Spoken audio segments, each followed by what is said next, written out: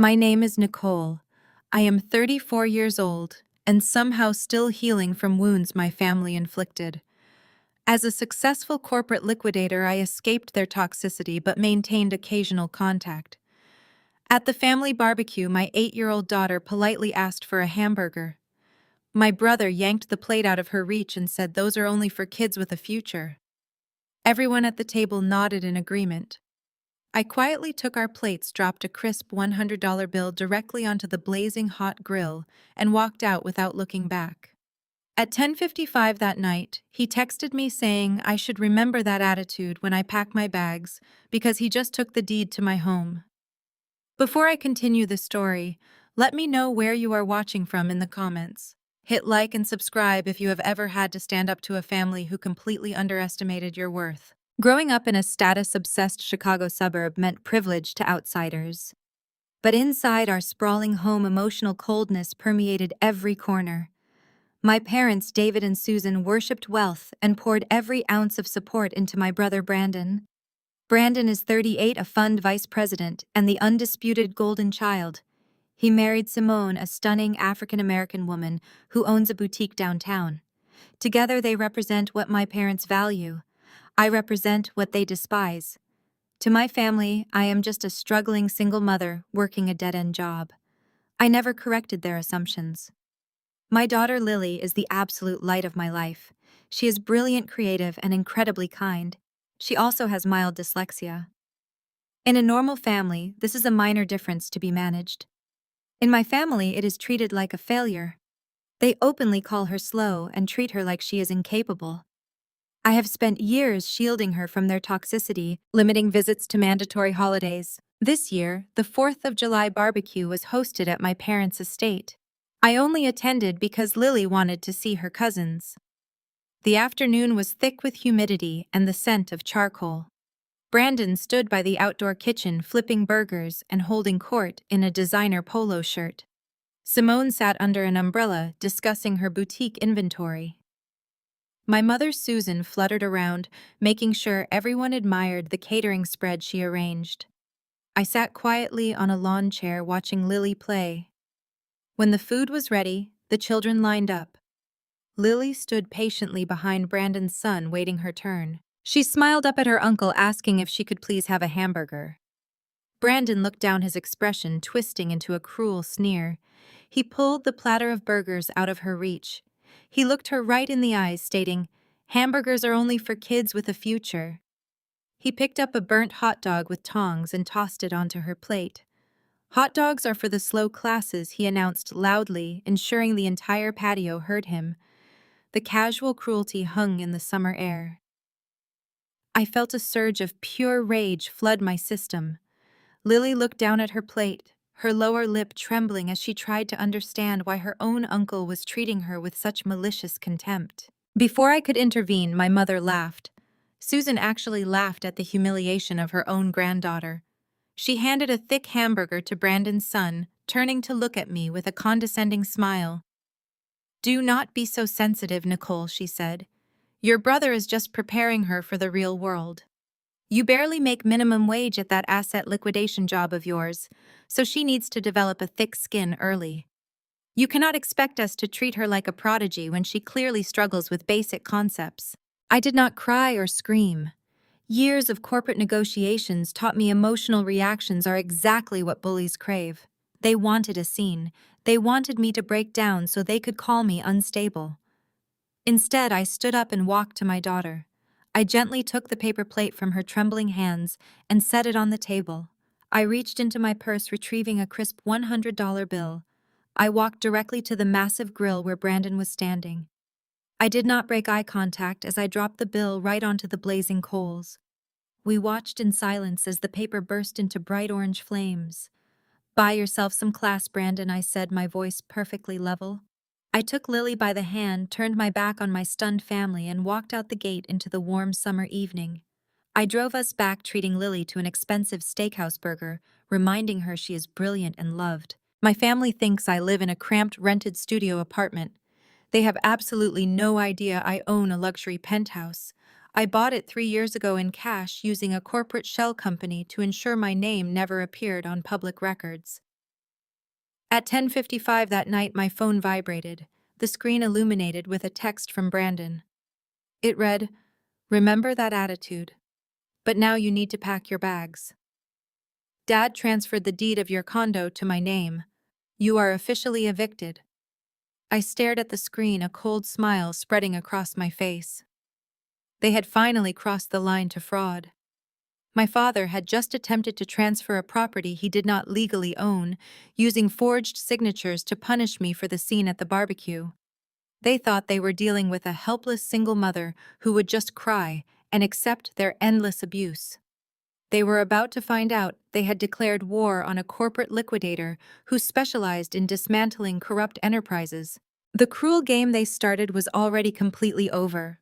I would ruin them today, and I was going to enjoy their spectacular collapse. The glass doors of Brandon's commercial real estate firm slid open, greeting me with the scent of expensive leather and polished marble.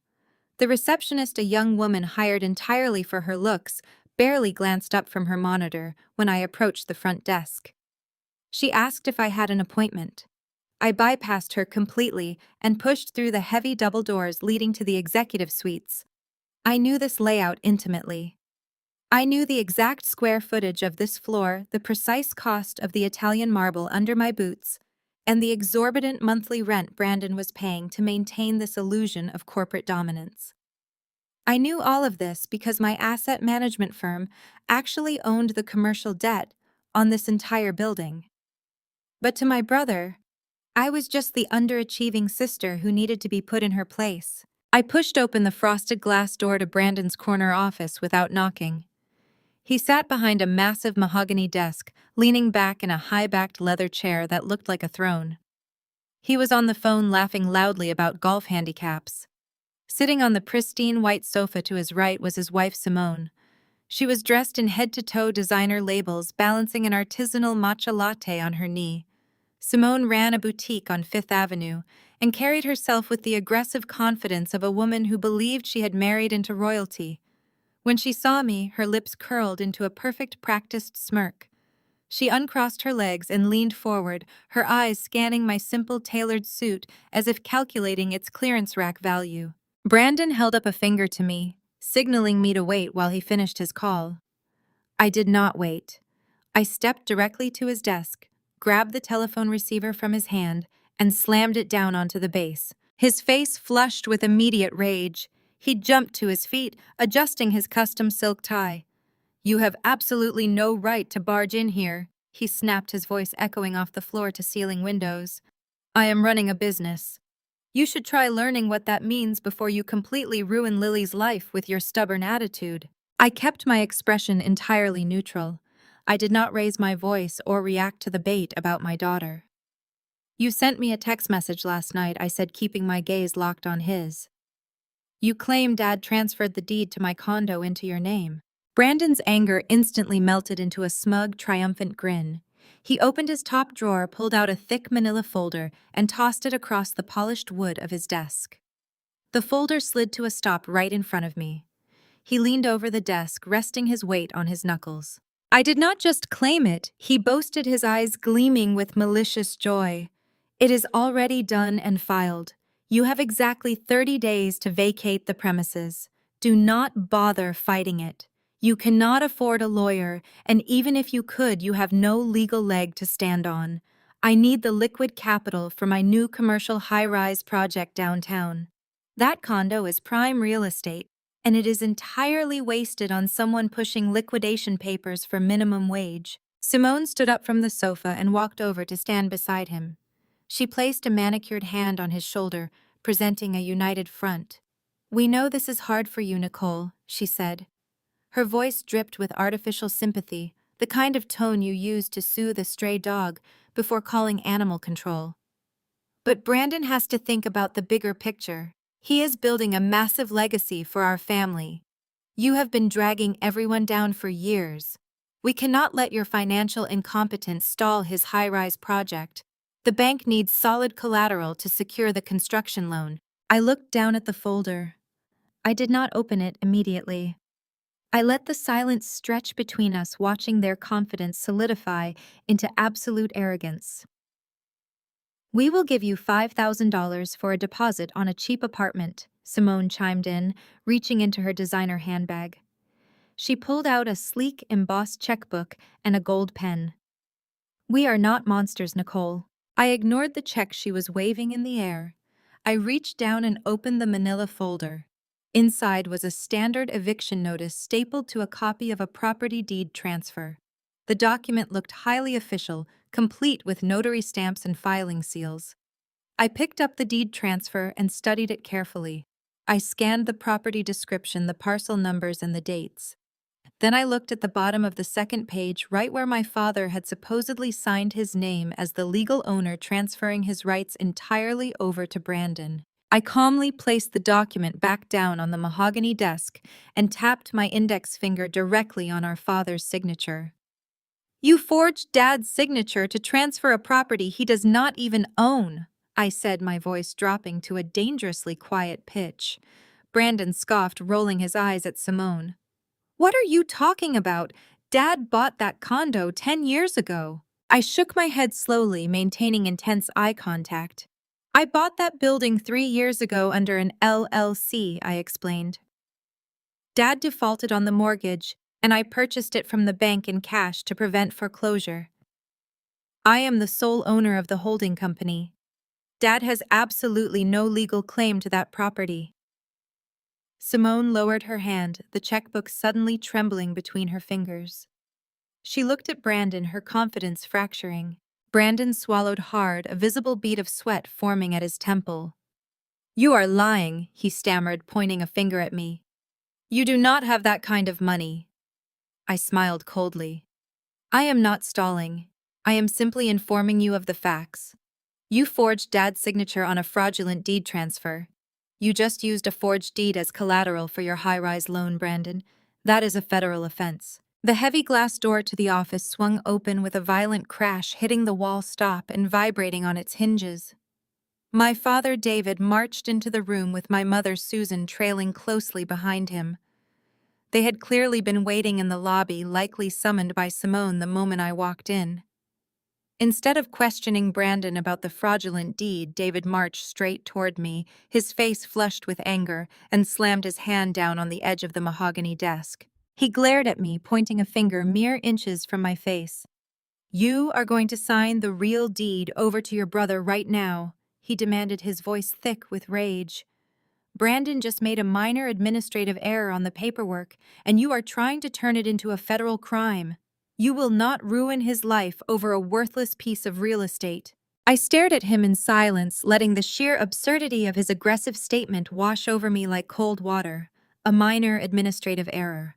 My brother had committed textbook bank fraud, forging a signature on a fake deed to secure millions of dollars in loans, and my father was actively trying to cover it up by forcing me to surrender my own property. Brandon is building a magnificent legacy for us, David yelled, leaning much closer to me, his face turning a deep shade of crimson. He is developing a commercial high-rise that will put this family on the map. He is creating real wealth. You just push papers around at some liquidation desk job. You do not need that property, Nicole. Your brother needs the collateral, and you are going to give it to him to fix this mess. I did not back away. I stood my ground, keeping my posture completely relaxed. I am not signing over a single asset to cover up his crimes, I said evenly. He gambled on a property he did not own, and now he can face the consequences. Susan stepped out from behind my father, her eyes narrowed. She weaponized guilt. You are the most ungrateful child I have ever known. Susan spat, her voice dripping with venom. After everything we have done for you, this is how you repay your family. When Lily was born with all her medical issues, we were the ones who paid her hospital bills.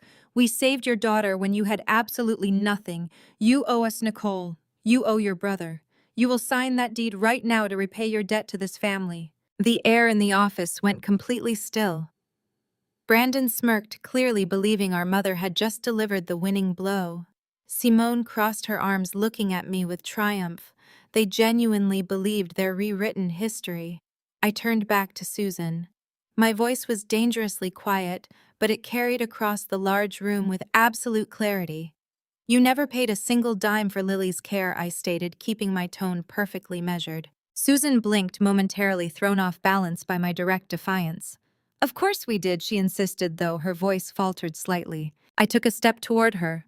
I paid every single one of those hospital bills myself, I said, enunciating each word. I worked back-to-back night shifts auditing corporate bankruptcy files. I barely slept for 2 years. I lived on ramen and coffee while negotiating payment plans with the hospital billing department. Do you know exactly where you were while I was drowning in a sea of massive medical debt? You were taking Brandon on a 3-week luxury vacation to Europe to celebrate his second failed business venture. You did not save my daughter Susan. I saved her. I owe this family absolutely nothing. Susan opened her mouth to argue, but the truth paralyzed her.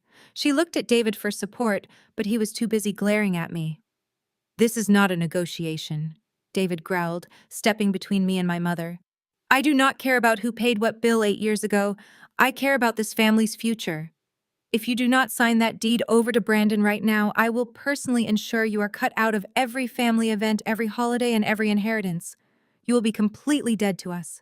I smiled at them. It was not a warm smile. It was the smile of a corporate liquidator watching a bankrupt company refuse to accept its own demise. You cannot cut me out of an inheritance that does not exist. Dad, I replied casually. But if we are talking about Brandon's future, let us address his high-rise project. I reached into my designer bag and pulled out my tablet. The screen illuminated, displaying a highly secure financial portal. Brandon shifted incredibly uncomfortably in his expensive leather chair. Simone uncrossed her arms, suddenly looking very nervous. You want me to save his high-rise project so badly? I said, looking between my parents. Let us just call the primary lender directly right now. Let us see what they think about their star developer committing bank fraud with a forged deed. I confidently tapped the smooth glass screen, dialing the direct private line to the elite private equity firm exclusively funding Brandon's massive downtown development. I put the call on speakerphone and placed the tablet flat on the mahogany desk. The digital phone rang exactly twice in the quiet room before it was immediately answered. A professional male voice echoed through the office. Good morning, boss. Brandon stared at the tablet, all color draining from his face. David frowned, completely confused. Good morning, Marcus, I replied. Please initiate an immediate recall on Brandon's loan due to fraudulent collateral. Understood, boss, Marcus responded. We will freeze the capital immediately. I ended it. The silence in the office was suffocating. I looked directly at my brother. I am the majority shareholder. I am the bank. And I am calling your debt today. The heavy silence that followed my declaration sucked the air straight out of the room. David staggered backward, his expensive loafers catching on the edge of the Persian rug. He gripped the back of one of the client chairs, his chest heaving as he stared at me, like I had just mutated into a completely different species. Brandon stood paralyzed behind his mahogany desk. His mouth hung slightly open, but no words came out. For the first time in 38 years, the golden child had absolutely nothing to say. I watched the gears turning in his head, watching him frantically try to calculate how the sister he mocked for clipping coupons could suddenly possess the power to dismantle his entire financial existence. Susan was the first to break the absolute quiet. She let out a high-pitched, nervous laugh that echoed awkwardly off the glass walls. You are being completely ridiculous, Nicole, she said frantically, waving her hands. You cannot possibly own a private equity firm. You do not even own a decent car. You drive a 10-year-old sedan. Brandon, tell her to stop playing these stupid games. Tell her the loan is fine. Brandon seized the lifeline his mother threw him. He slammed his hands flat on his desktop and forced a hollow laugh. Exactly, he said, his voice pitching an octave too high. You are bluffing. Marcus is a highly respected executive. You probably hired some actor to answer that phone. My capital is entirely secure. I have ironclad contracts, Nicole. You cannot just freeze funding on a multi-million-dollar commercial project because you are throwing a tantrum over a barbecue. The bank relies on my vision. I am the asset. I did not laugh. I did not blink. I reached into my leather tote bag and withdrew a thick spiral-bound prospectus, tossing it precisely onto the center of his desk. It landed with a heavy thud right on top of his forged eviction notice. "Read page 4, I instructed calmly. "That is the internal risk assessment report my firm compiled on your little legacy project 3 weeks ago. We flagged your construction timelines as entirely fraudulent. We noted your gross mismanagement of initial zoning funds. We were already preparing to pull our backing before you ever handed me that fake deed. You are not an asset, Brandon. You are a high-risk liability, and I just cut the cord." David's face turned a dangerous shade of purple. He lunged toward the desk and snatched the prospectus, his eyes scanning the corporate letterhead, and my name listed explicitly as the managing director and majority shareholder. The reality of the document drained the remaining color from his face. The paper shook in his hands as he read the catastrophic financial summary of his doomed project. Brandon looked at his father silently, begging for reassurance, but David just slowly lowered the document, completely speechless. The undeniable proof was sitting right in front of them. The illusion of Brandon's business empire was shattering into a million irreparable pieces. I turned my attention away from the men and looked directly at Simone. She had retreated to the far corner of the office, her arms crossed tightly over her chest, watching the scene unfold with a mixture of confusion and growing panic. "Simone," I said, keeping my tone perfectly conversational, "your high-end fashion boutique on Fifth Avenue was entirely funded by Brandon, right?" Simone immediately stiffened, lifting her chin in a textbook display of defensive pride. She took a step forward, her designer heels clicking sharply against the marble floor. "My husband supports my dreams," she snapped, her eyes narrowing as she glared at me. "He invested in my vision because he actually believes in my talent. He provided the seed money for me to build a luxury brand from the ground up.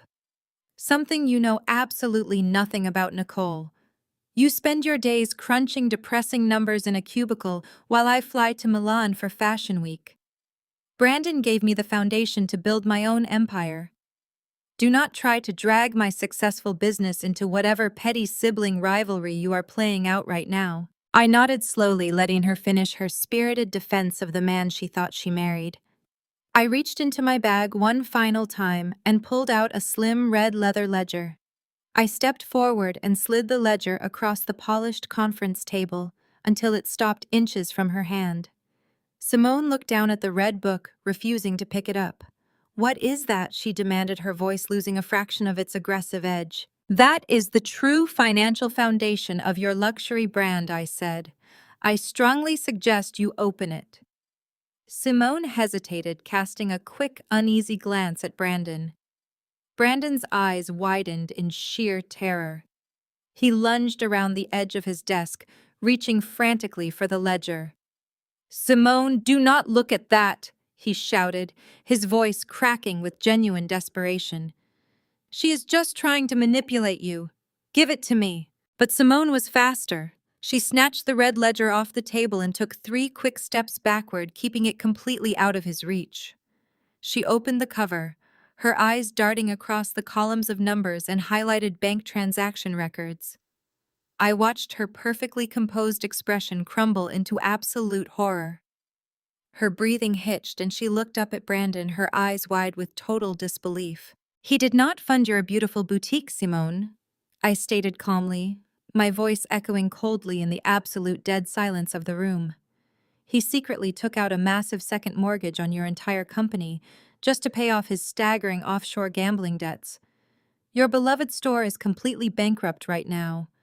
The primary bank is legally seizing your entire inventory at exactly 5 o'clock today. You have absolutely nothing left today, and your own husband is the only person who completely destroyed it all." Simone stood frozen, the red ledger slipping from her manicured fingers and hitting the marble floor with a heavy hollow echoing smack against the stone.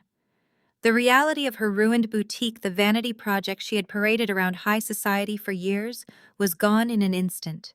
She turned slowly toward Brandon, her eyes wide with a mixture of betrayal and absolute fury.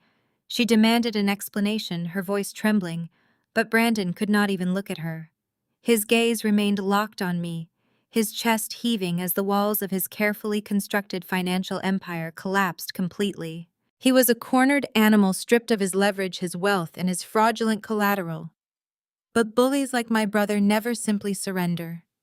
When their power is stripped away, they resort to the only tactic they have left, finding the absolute softest, most vulnerable target and striking with maximum cruelty.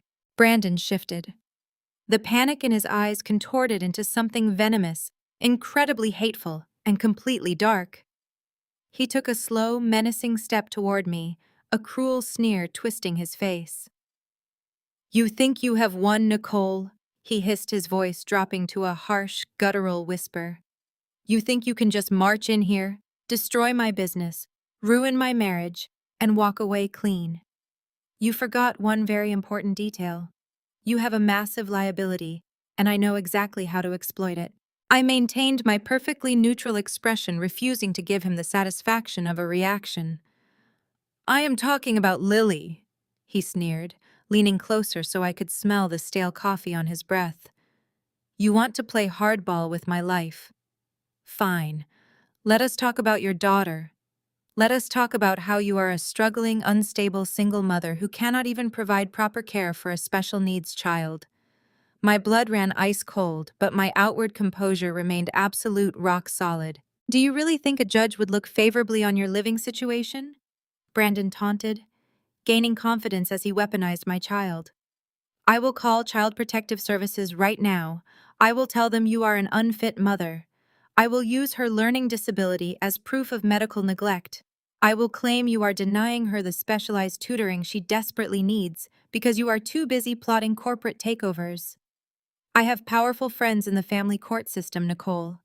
I will have Lily permanently removed from your custody before the weekend is over." Susan, who had been completely silent since I exposed her lies about paying those hospital bills years ago, suddenly found her voice. Instead of being horrified by her son threatening to tear a child away from her mother, she stepped forward to support him. She aligned herself with the cruelty, proving exactly who she was. "He is absolutely right, Nicole," Susan said, her voice dripping with artificial maternal concern. "A child like that needs a stable two-parent home to overcome her deficiencies. She needs resources, proper schooling, and a structured environment. You cannot give her any of that living alone. Maybe your father and I should step in and petition for full custody. We can give Lily the life she actually deserves, far away from your toxic influence." David nodded in stern agreement, crossing his arms over his chest. "It is for the best," he stated flatly. "You are clearly too vindictive and unstable to raise a child. We will take the girl. Brandon will keep his commercial projects, and we can all move past this unfortunate tantrum you threw today." They stood together in a unified front of manipulation and malice. My father, my mother, and my brother perfectly willing to rip my 8-year-old daughter from my arms just to secure a commercial real estate loan and maintain their fraudulent social standing. They expected me to break. They expected me to fall to my knees, drop the loan recall, and surrender everything to protect Lily. Instead of screaming, crying, or begging for mercy, I did not flinch. I slowly lifted my left arm and calmly checked the face of my watch. It was exactly 10 o'clock in the morning. "You are checking the time while we are discussing the future of your child," Susan gasped, feigning absolute outrage at my emotional detachment. "You really are a monster." "Right on schedule," I noted, quietly ignoring her dramatic outburst completely. Before Brandon could launch into another tirade about Child Protective Services, 3 sharp, authoritative knocks echoed through the frosted glass door of the executive office. Brandon paused, an arrogant smirk instantly returning to his face. He adjusted his silk tie and puffed out his chest. "That must be building security coming to escort you out," he bragged confidently. "Or maybe I should just have them call the local authorities right now to immediately get a head start on that official custody report for the judge. I told you, Nicole, you cannot win this game." He confidently strode across the plush carpet and pulled the heavy door open. 2 imposing men in dark conservative suits stood in the threshold. They did not look like building security guards. They carried sturdy leather briefcases, and their expressions were entirely devoid of emotion. They stepped into the office, their presence immediately shifting the atmosphere from tense to suffocatingly official. "Can I help you, gentlemen?" Brandon asked, his arrogant smile faltering slightly as he took in their serious demeanor.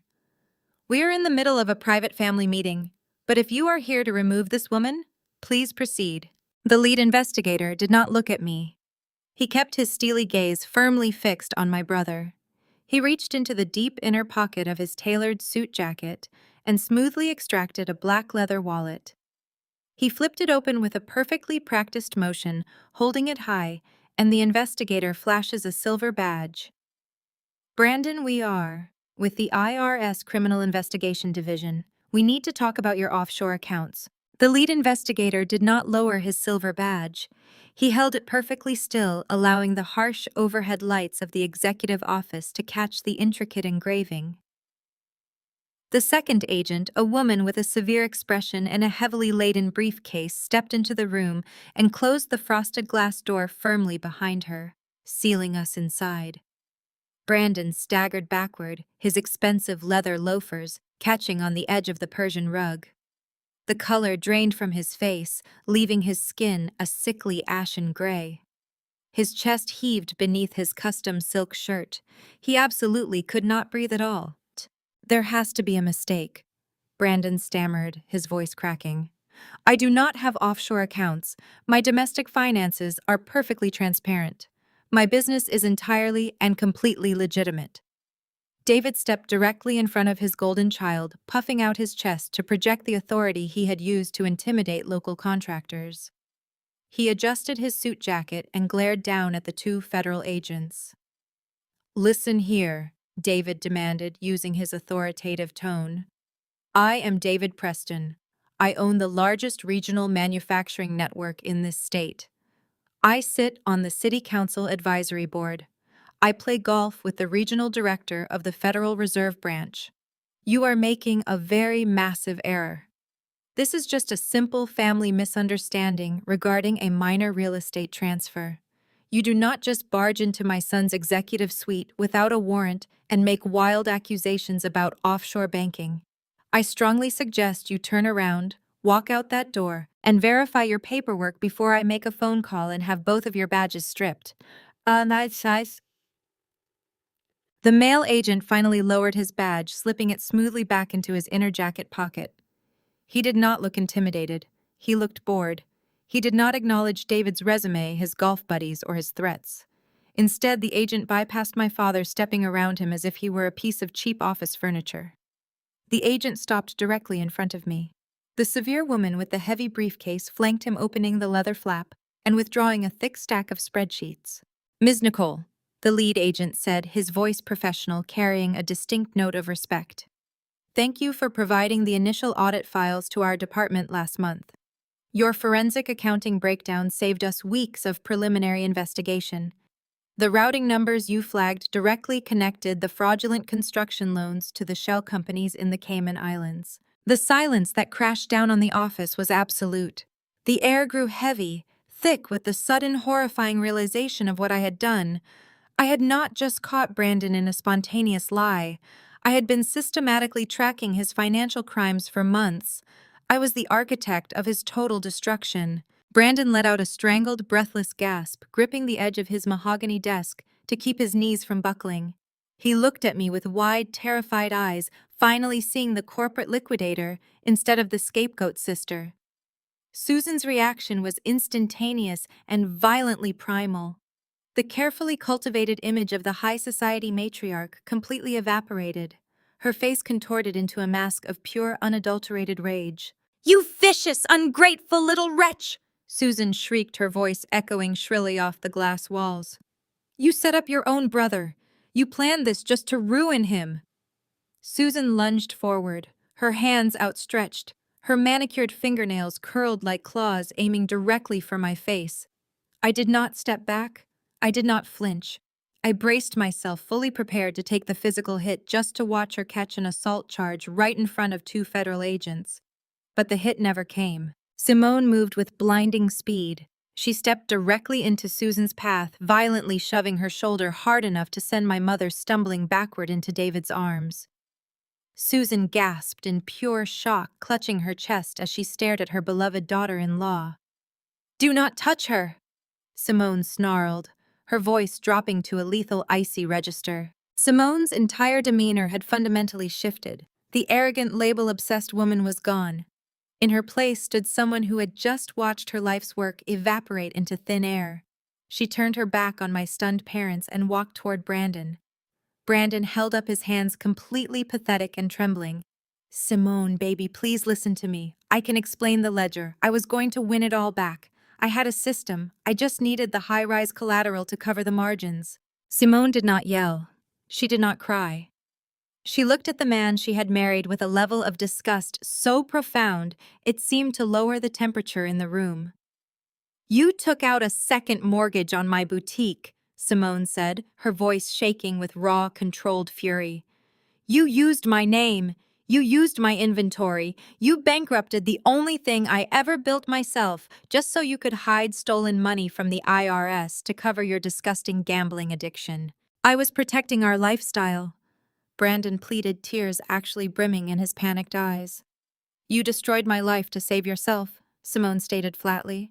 "We are entirely done. Do not ever speak to me again." Simone turned away from him, completely ignoring his pathetic, whimpering apologies. She smoothed the front of her designer dress, took a deep, steadying breath, and walked directly over to me. She stopped inches away, ignoring the two IRS agents who were watching the family implosion with silent, professional detachment. Simone looked me straight in the eyes. The hostility that had defined our relationship for years was replaced by a sharp, calculating survival instinct. "I have the physical keys to his hidden safety deposit box at the downtown private bank," Simone said quietly, ensuring only I could hear the exact details. "I know exactly where he hid the physical offshore routing tokens and the secondary hard drives. Let us make a deal." The heavy glass doors of Preston Manufacturing slammed shut behind me, sealing my parents and my brother inside with the federal agents. I did not look back. The crisp morning air hit my face, a sharp contrast to the suffocating panic I had just orchestrated. I walked 3 blocks down the street, the adrenaline still pulsing through my veins, until I reached a small, unassuming coffee shop tucked away on the corner of Elm and Fifth. The bell above the door chimed as I stepped inside. Simone was already there, sitting in a dimly lit corner booth. She wore dark sunglasses despite the overcast sky, her designer trench coat pulled tight around her. Simone was a fiercely ambitious African-American woman who had built her brand from scratch. Before Brandon, she had been a rising star in the fashion world, independent and fiercely protective of her vision. Now she looked like someone who had just watched her life burn to the ground. As I approached the table, she slowly removed her sunglasses. Her eyes were red-rimmed, but they burned with absolute, unadulterated fury. She was not mourning the sudden end of her marriage. She was raging at the man who had used her as a cheap financial shield. I slid into the wooden booth across from her. Simone did not offer a greeting. She pushed her untouched black coffee aside, folding her manicured hands tightly on the polished table. Then she reached into her expensive leather handbag and withdrew a small, heavy brass safety deposit box key, sliding it across the polished wooden table. It stopped precisely between my hands. I looked down at the metal key, then up at my sister-in-law. For years she had paraded around family dinners flaunting her supposed wealth while treating me like an embarrassing peasant. But the false superiority was gone, replaced by a cold, calculating, and ruthless survival instinct. "I always thought you were the loser of the family, because that is the narrative they fed me," Simone said, her voice a harsh, bitter whisper. "I actually believed them when they said you were just a jealous, underachieving disappointment. I was completely wrong." I picked up the silver key, feeling its weight. "They are very good at controlling the narrative," I replied calmly. "It is how David maintains his power." Simone let out a dark, humorless laugh. "Well, your brother just bankrupted my entire business to hide money from the IRS. We are completely done. I am going to destroy him." Simone added, her tone dropping to a dangerous register. "I brought the box itself. The bank manager is a close personal friend of mine. Simone reached down to the floor and lifted a heavy, dark gray metal lockbox, placing it directly onto the table between our coffee cups. I told Brandon I needed to inventory my jewelry, but I took this instead. He has absolutely no idea it is gone. I looked at the heavy metal box, realizing Simone had just handed me the final nail for Brandon's inevitable coffin. You have the key, Simone stated flatly. Open it right now. Let us make a deal, Nicole. I inserted the brass key into the lock. The mechanism clicked loudly in the quiet cafe. I pushed the heavy metal lid back. The box was stuffed with tightly bound folders, domestic banking ledgers, and sealed manila envelopes. I pulled out the top folder expecting to find the offshore routing tokens and the catastrophic gambling records Simone had promised. I bypassed the immediate debt ledgers, pulling out a thick, oversized envelope that was sealed with red wax on the back.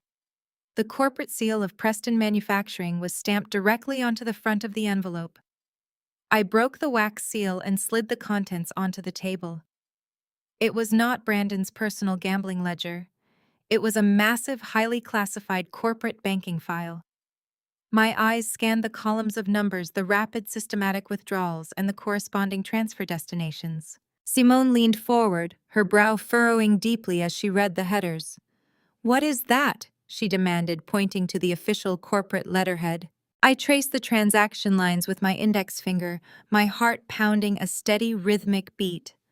The numbers painted a picture far more devastating than a simple gambling addiction. The withdrawals were enormous, perfectly calculated, and completely illegal. They were bypassing the corporate tax structures entirely and funneling directly into Brandon's offshore accounts.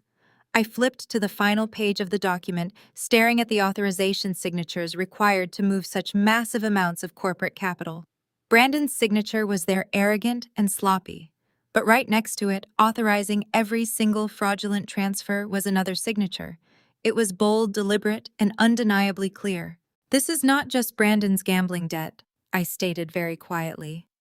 I slid the document across the table so Simone could see the authorization line. "This is the Preston Manufacturing Corporate Pension Fund." Simone gasped, her eyes widening in pure horror as she recognized the second signature on the page. My father did not just cover for Brandon. I continued, the terrifying reality of the document settling over us both. David actively authorized the systematic embezzlement of his own employees' pension fund to finance his golden child's lifestyle. We are not just looking at tax evasion.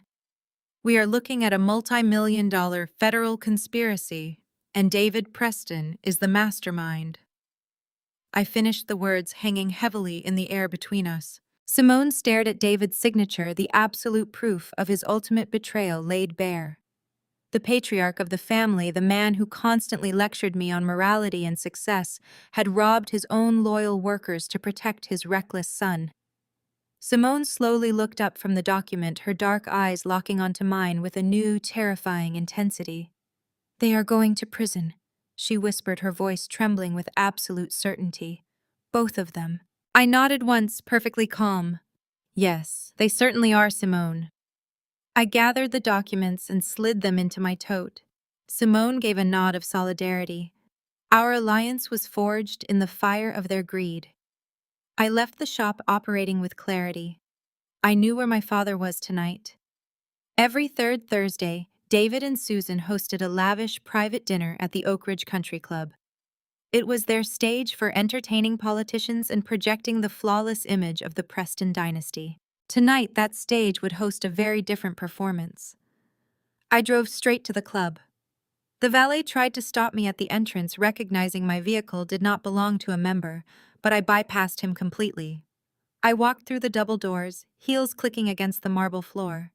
The atmosphere was thick with expensive cologne, prime rib, and old money. I navigated toward the private alcove in the back. Laughter and clinking glasses echoed. I turned the corner and saw them.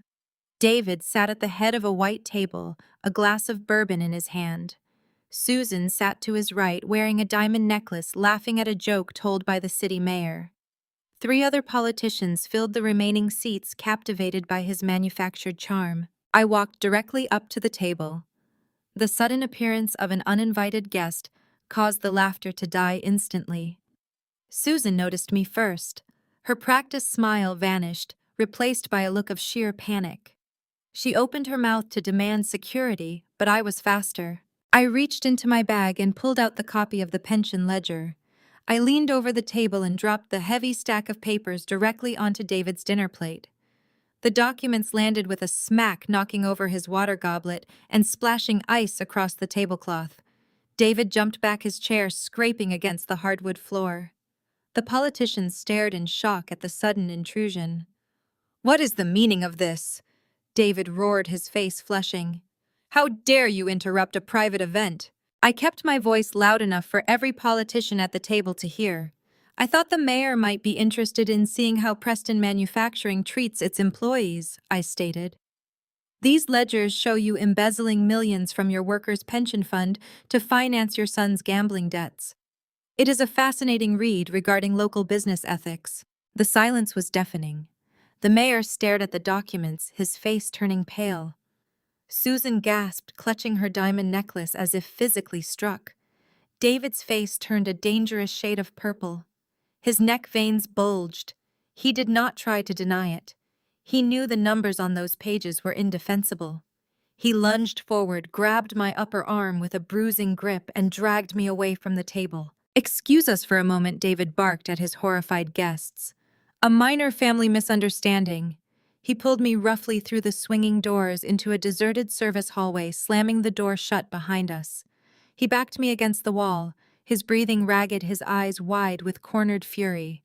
"Are you completely out of your mind?" David hissed, spit flying from his lips. "You walk into my club in front of the mayor and drop stolen documents on my plate. You are trying to destroy my legacy."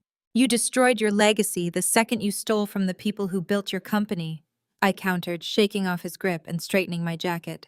"I am just delivering the receipts. The IRS already has the offshore routing numbers. You are finished." David took a step back, his chest heaving as he calculated his leverage. The panic in his eyes morphed into familiar arrogance. He thought he still held the ultimate trump card.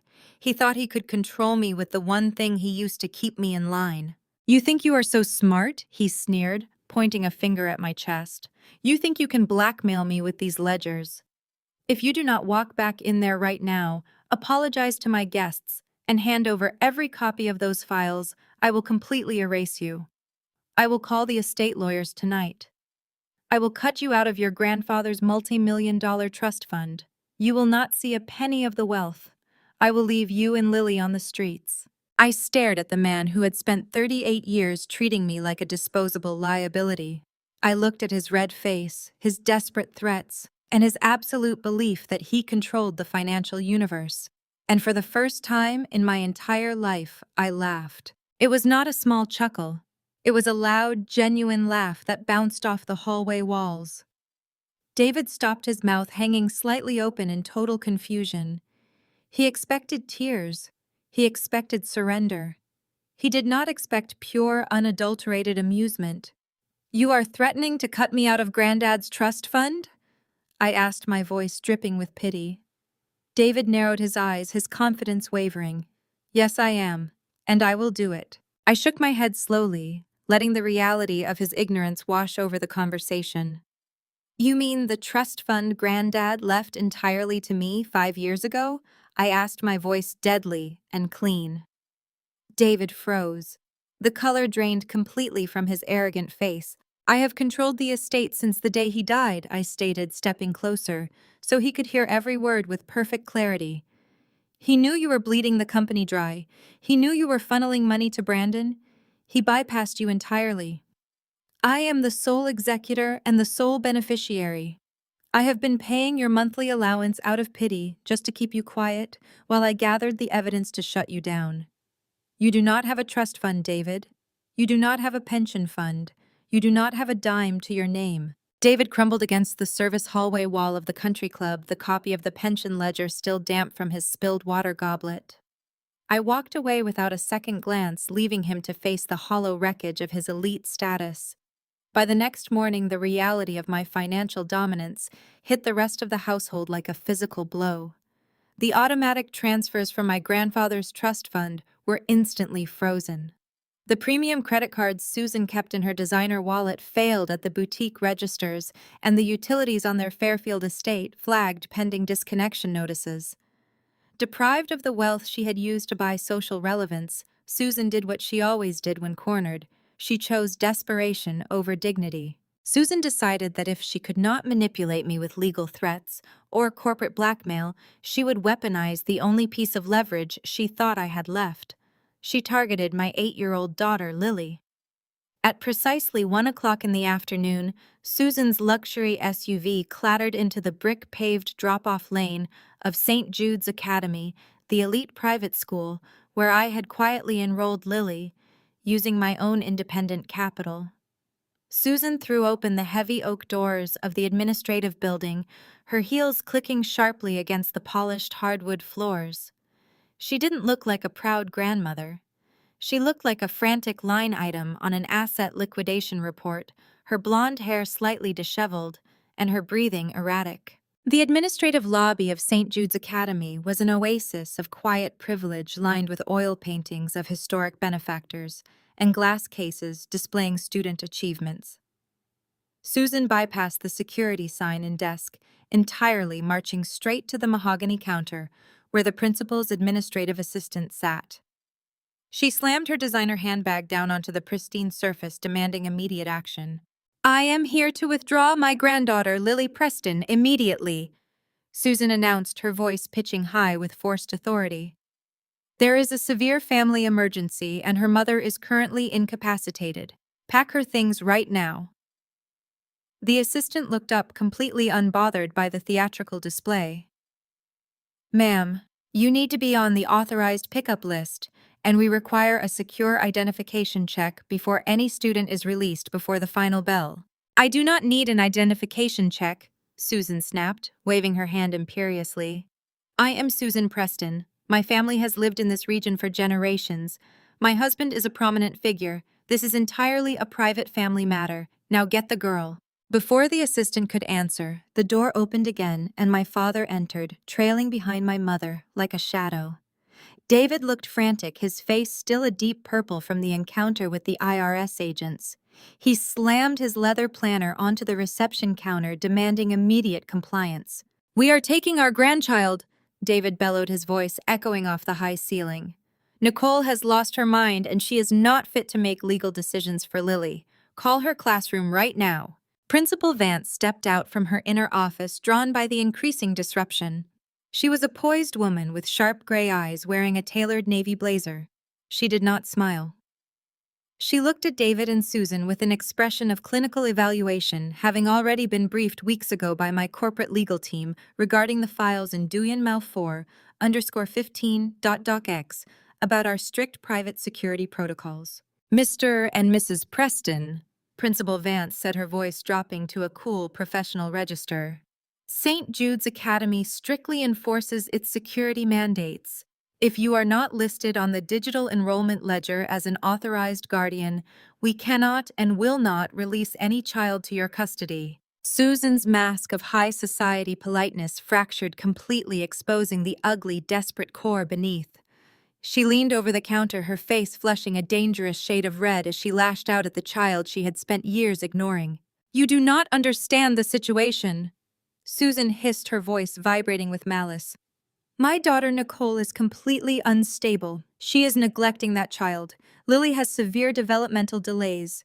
She is a slow girl who cannot keep up with a normal curriculum, and she needs to be removed from Nicole's chaotic household immediately. We are trying to save her." Principal Vance's expression shifted from professional indifference to absolute disgust. She adjusted the spectacles on the bridge of her nose and looked down at Susan as if she were a toxic spill on her clean floor. "Mrs. Preston, your evaluation of the child is not only deeply offensive, but it is also completely and utterly factually incorrect." Principal Vance stated, her words sharp and precise. "Lily is currently our top honors student in the Advanced Art and Mathematics program. She possesses an extraordinary spatial intelligence that places her in the top 99th percentile." Susan staggered back a step, her mouth opening and closing in total disbelief. She had spent years repeating the narrative that Lily was a liability, a broken child, using that lie to justify her own cruelty. Hearing the head of an elite academy describe Lily as a prodigy tore the final illusion from her grasp.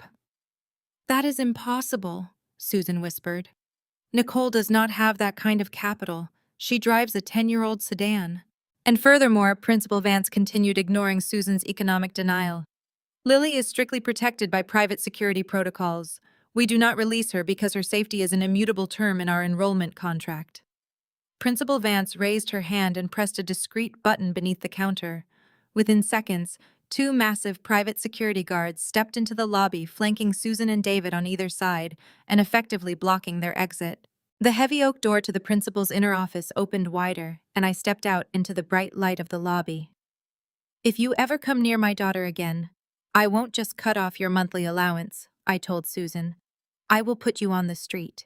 The threat I delivered in the pristine lobby of St. Jude's Academy sent Susan fleeing back to the mansion in terror. She and David were cornered animals, bleeding capital and rapidly losing their grip on reality. Instead of retreating to face their ruin, they chose to double down. 2 weeks later, they hosted the annual Preston Foundation Charity Gala. It was a masterclass in denial. They rented the grand ballroom of the Beaumont Hotel, draping the venue in white orchids and crystal centerpieces to project an image of unshakable prosperity. The guest list was a desperate curation of the city's wealthiest investors, politicians, and socialites. David and Susan were using their remaining credit lines to fund the extravagant event, gambling everything on the delusion that a successful charity gala would secure emergency investments from their peers and save them from bankruptcy. The ballroom sparkled under the glow of massive chandeliers. Waiters in black uniforms circulated with silver trays offering champagne and beluga caviar. I observed the spectacle from the grand staircase, staying out of sight while I took the measure of the room. David was positioned near the center of the hall, his face flushed as he laughed too loudly at a joke made by a hedge fund manager. Susan drifted between groups of society wives, her smile brittle and her eyes darting nervously toward the entrance. They played their parts perfectly, masking their financial decay behind designer fabric and manufactured charm. Across the room, Brandon was holding court by the ice sculpture. He wore a velvet tuxedo jacket and held a glass of scotch, exuding the unearned confidence that defined his existence. He was surrounded by a group of out-of-town real estate developers unfamiliar with our family's recent internal shifts. I watched him lean in close, gesturing expansively as he pitched his luxury high-rise development. He described the panoramic views, the exclusive penthouse suites, and the groundbreaking architectural design. He spoke with absolute conviction, omitting the fact that the city zoning board had permanently rejected his permits, and the bank had officially foreclosed on the empty dirt lot just 3 days prior. He was soliciting millions of dollars in seed money for a project that was legally and financially dead. He was effortlessly charming, using the Preston family name as collateral to execute a massive fraud right in the middle of a charity event. It was time to end the performance. I smoothed the skirt of my dress and began my descent down the grand staircase. I had chosen my attire with brutal precision. I wore a breathtaking custom-fitted emerald green couture gown. The silk fabric caught the light with every step I took, commanding immediate visual dominance. The dress was a stark departure from the outfits I had worn during my years as the invisible, responsible daughter. I paired it with diamond drop earrings and a necklace that shimmered brilliantly against my skin.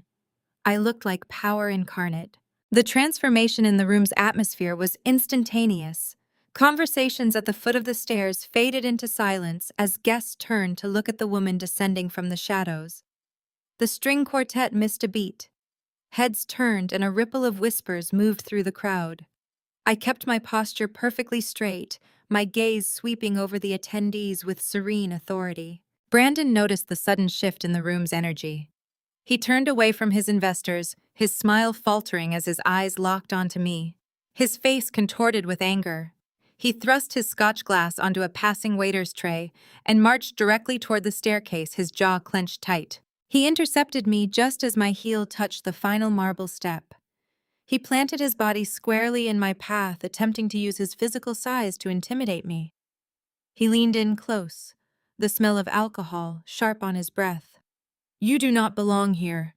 Brandon hissed, his voice dropping to a venomous whisper so the surrounding guests could not hear.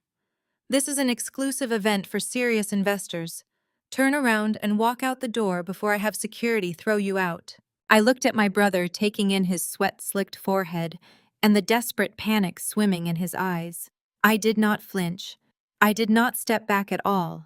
I smiled, a cool, terrifying expression that made the color drain right out from his cheeks. "You are standing in my way," I replied, my voice perfectly level and entirely devoid of any kind of fear. Before he could formulate another threat, I smoothly bypassed him, completely dismissing his presence. He reached out to grab my arm, but I shot him a glare so sharp that he physically recoiled. I walked past him, parting the sea of wealthy guests, as I made a direct line for the front of the ballroom. I knew he was frozen in place, utterly paralyzed by the sudden shift in our power dynamic. The crowd parted for me instinctively. I saw David spot me from across the room. The false joviality vanished from his face, replaced by stark, undisguised terror.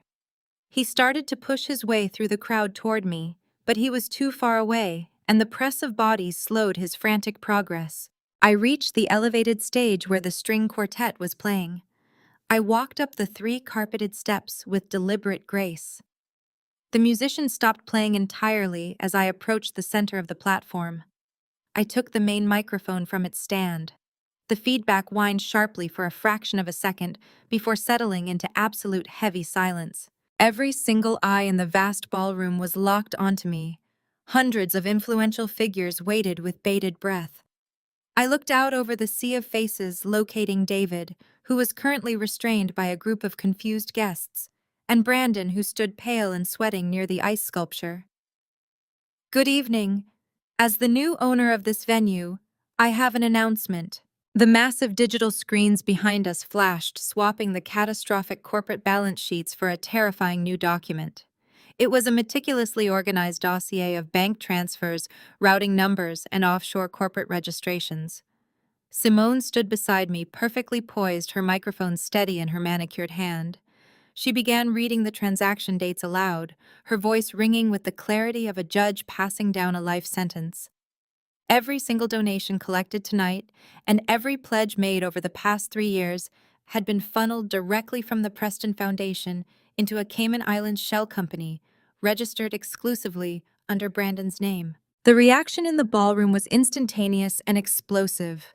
The polite whispers of the city's elite mutated into a roar of absolute outrage.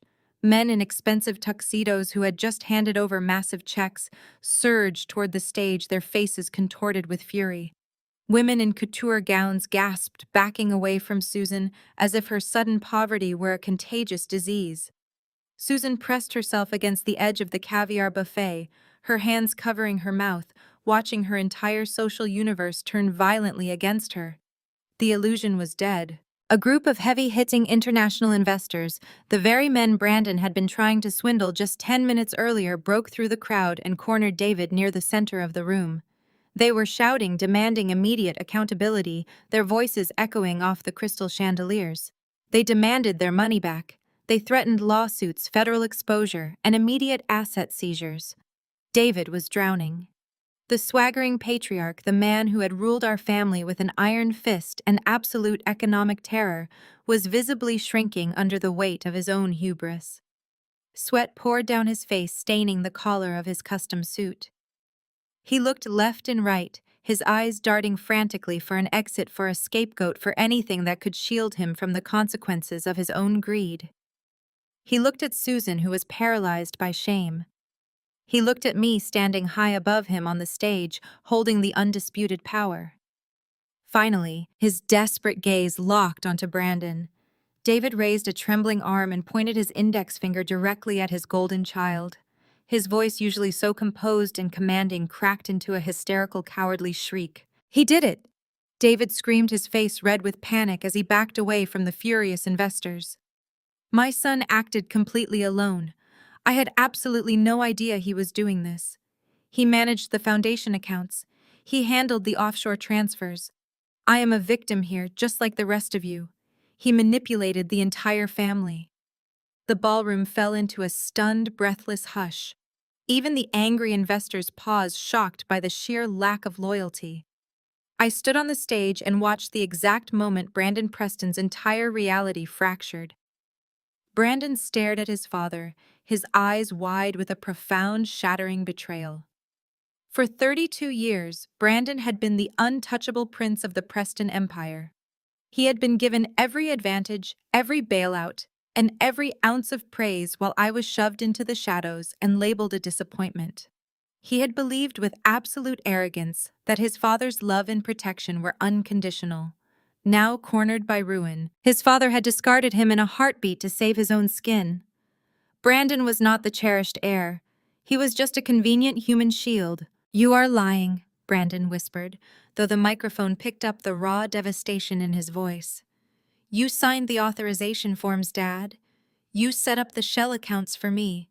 You taught me exactly how to hide the money." "I knew nothing about it," David bellowed back, stepping further away from his son as if Brandon were diseased. "You stole from this charity, you ruined this company, and you destroyed my reputation. You are a failure, Brandon. You have always been a careless, reckless failure." The word echoed through the silent ballroom. Failure. It was the same word David had weaponized against me my entire life. Hearing it directed at the golden child was a stark revelation. David loved no one but himself. Brandon's face went completely blank. The panic vanished, replaced by a dark, primal rage. The polished executive facade melted away, leaving only a cornered, betrayed animal. He let out a visceral roar, charging across the marble floor.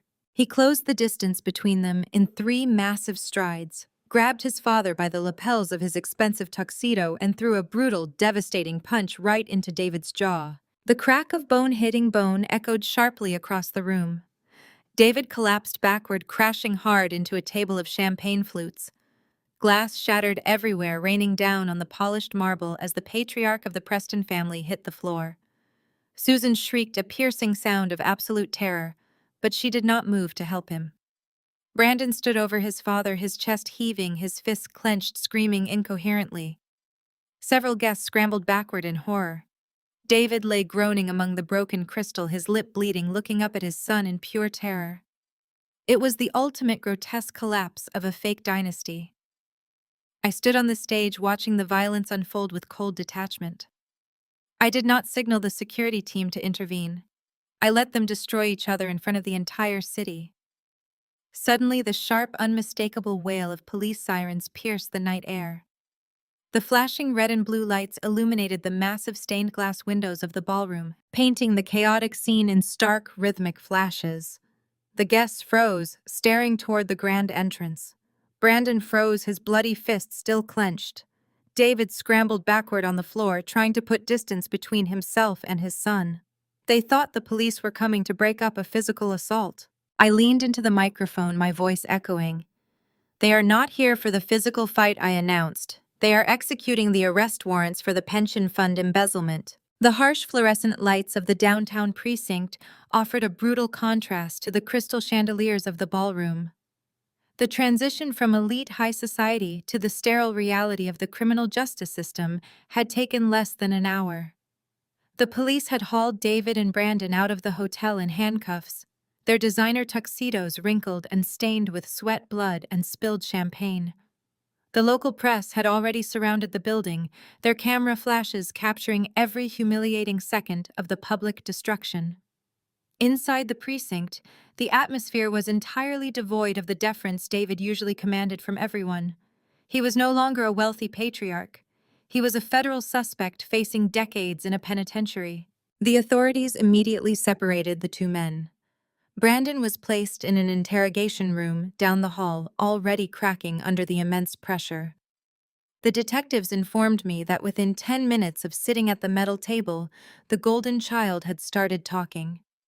Brandon was desperately trying to negotiate a plea deal, offering to surrender every password, every hidden ledger, and every offshore account routing number in exchange for leniency. He was throwing David to the wolves without a single second of hesitation.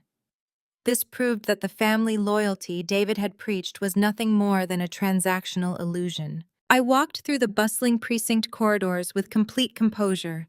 I was not a suspect. I was the key witness who had handed the federal investigators the exact documentation they needed to freeze the assets. My legal team had coordinated with the district attorney weeks in advance, ensuring my absolute immunity while meticulously dismantling the empire. The lead detective, a weary man with sharp eyes, met me outside the holding area. He explained that David was refusing to speak to the authorities, but instead was frantically demanding a phone call to arrange bail. The federal judge had set the bond at an astronomical figure, matching the severity of the pension fund embezzlement. David and his usual associates had completely abandoned him. His accounts were frozen. I was the only person left on Earth with the liquid capital to secure his release. The detective opened the heavy steel door to Interrogation Room B and allowed me to step inside. The room was suffocatingly small, smelling of stale coffee and industrial floor cleaner. David sat slumped in a bolted metal chair. His expensive jacket was entirely gone, his bow tie hung loose around his neck, and his face was a pale, haggard mask of defeat. The bruise on his jaw from Brandon hitting him was already blooming into a dark, ugly purple. When the heavy door clicked shut behind me, David snapped his head up. His eyes widened with a sudden, desperate surge of hope. He did not see the woman who had orchestrated his downfall. He only saw a walking bank account. He lunged forward, the chain of his handcuffs rattling against the metal table. He tried to muster the old commanding baritone he had always used to terrorize our family for decades, but his voice emerged as a pathetic, raspy wheeze. He demanded that I contact his attorneys immediately. He ordered me to wire the bail money to the court so he could return to the mansion and organize a defense. He spoke rapidly, spinning delusions about suing all the investors, throwing all the blame onto Brandon, and recovering his stolen reputation. I stood perfectly still on the opposite side of the table, letting his frantic words echo off the concrete walls. I did not interrupt him. I just watched him unravel, letting the vast silence stretch until his manic energy burned out. He slowly realized that I was not reaching for my phone. I was not nodding in agreement. I was just staring at him with absolute terrifying indifference. The realization hit him like a physical blow. The commanding patriarch vanished, replaced by a cornered, begging coward. He leaned over the table, his voice cracking as he shifted from orders to pleas. He reminded me that we were blood. He talked about family loyalty, the very concept he had weaponized to keep me small and compliant my entire life. He swore he would definitely pay me back with interest. He promised to give me a seat on the board of a company that no longer existed. When I continued to stare at him in silence, his desperation morphed into a sudden toxic rage. His face flushed bright red, and he slammed his bound hands against the metal table. "I am your father. You owe me your life," David pleaded, his voice cracking with a mixture of fury and absolute panic. I slowly opened my designer clutch. I did not pull out a checkbook. I did not pull out a phone. I reached inside and retrieved a single glossy photograph. I tossed it onto the center of the cold metal table. It slid smoothly across the scratched surface, stopping directly in front of his handcuffed wrists. David looked down at the image, his brow furrowing in deep confusion. It was not a financial document. It was not a bank statement. It was a picture taken months ago at a family barbecue. The photograph showed a cheap burnt hamburger sitting on a flimsy paper plate, the exact meal Susan had forced upon my daughter Lily, while Brandon dined on premium steak. It was the defining symbol of their cruelty, the exact moment I had decided to burn their empire to the ground. David stared at the picture entirely, unable to comprehend its significance. His failure to understand was the final proof of his complete irrelevance. He had spent his life stepping on people completely blind to the damage he caused. He opened his mouth to speak again, but no sound came out. He was finally broken, reduced to a trembling man inside a locked metal cage. "Bail is only for people with a future," I said coldly. I stood up and left him in the dark. Stepping out of the downtown precinct and into the crisp afternoon air felt like shedding a lead weight. The sterile stench of the interrogation room faded, replaced by the chaotic pulse of the city. I did not look back at the fortress where David and Brandon were trading accusations and scrambling for lifelines. Their ruin was absolute, sealed by their own insurmountable greed. I climbed into the back of my waiting town car and directed the driver to a very specific address across town. There was one final piece of the Preston Empire that needed to be addressed not with a wrecking ball, but with a scalpel. The car pulled up to a sleek modern storefront in the upscale retail district. The gold-lettered sign above the entrance read Simone's, but the display windows told a different story. Bright orange federal seizure notices were plastered across the glass, a glaring neon testament to Brandon's financial crimes. The interior lights were dim, the designer mannequins stripped bare and cast aside like discarded toys. I pushed open the heavy glass door. The chime echoed through the cavernous, empty space. Simone was standing behind the marble checkout counter, shoving leather swatches and fabric samples into a cardboard moving box. She wore a simple beige sweater, a stark departure from the heavily curated, aggressive luxury she normally projected. Her blonde hair was tied back in a messy knot, and her shoulders were slumped with the heavy exhaustion of a woman who had just watched her entire life detonate. She froze when she heard my footsteps clicking against the polished hardwood floor. She looked up, her eyes red-rimmed and shadowed with fatigue. She braced herself, her jaw tightening as she prepared for what she clearly assumed would be my final victory lap. "Are you here to gloat, Nicole?" Simone asked, her voice raspy and devoid of its usual sharp edge. "Because if you are, you can save your breath. The feds already took the inventory, the bank took the accounts, Brandon took everything else. You won." I walked slowly toward the counter, my posture relaxed. I did not look at her with pity, nor did I look at her with malice. I looked at her with the clinical clarity of someone who understood exactly how the Preston machine operated. "I am not here to gloat," I stated, stopping a few feet away from the marble counter.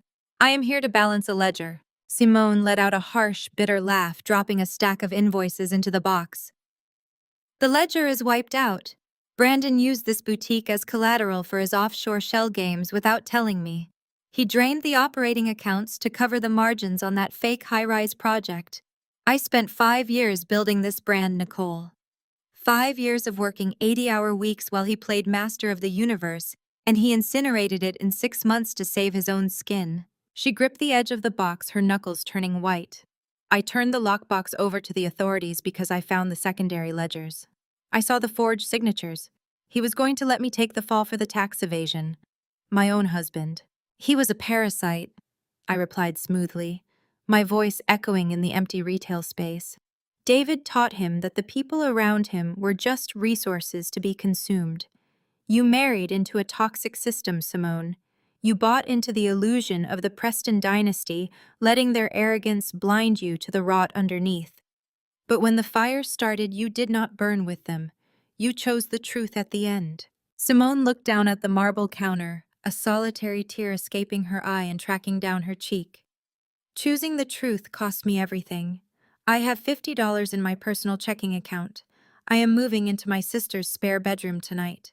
I have to file for bankruptcy by Friday." I reached into my designer handbag and withdrew a thick manila folder. I set it down on the marble counter between us. The heavy thud of the paper made Simone flinch slightly. "Brandon dragged you down because he is fundamentally incapable of building anything of value," I said, my gaze locking onto hers. "But I watched you build this place. I watched you hustle, network, and design a profitable enterprise from the ground up while the men in this family did nothing but consume capital. You have a sharp business mind, Simone. You simply attached it to the wrong anchor." Simone stared at the manila folder, her brow furrowing in deep confusion. She looked back up at me, wariness tightening her features.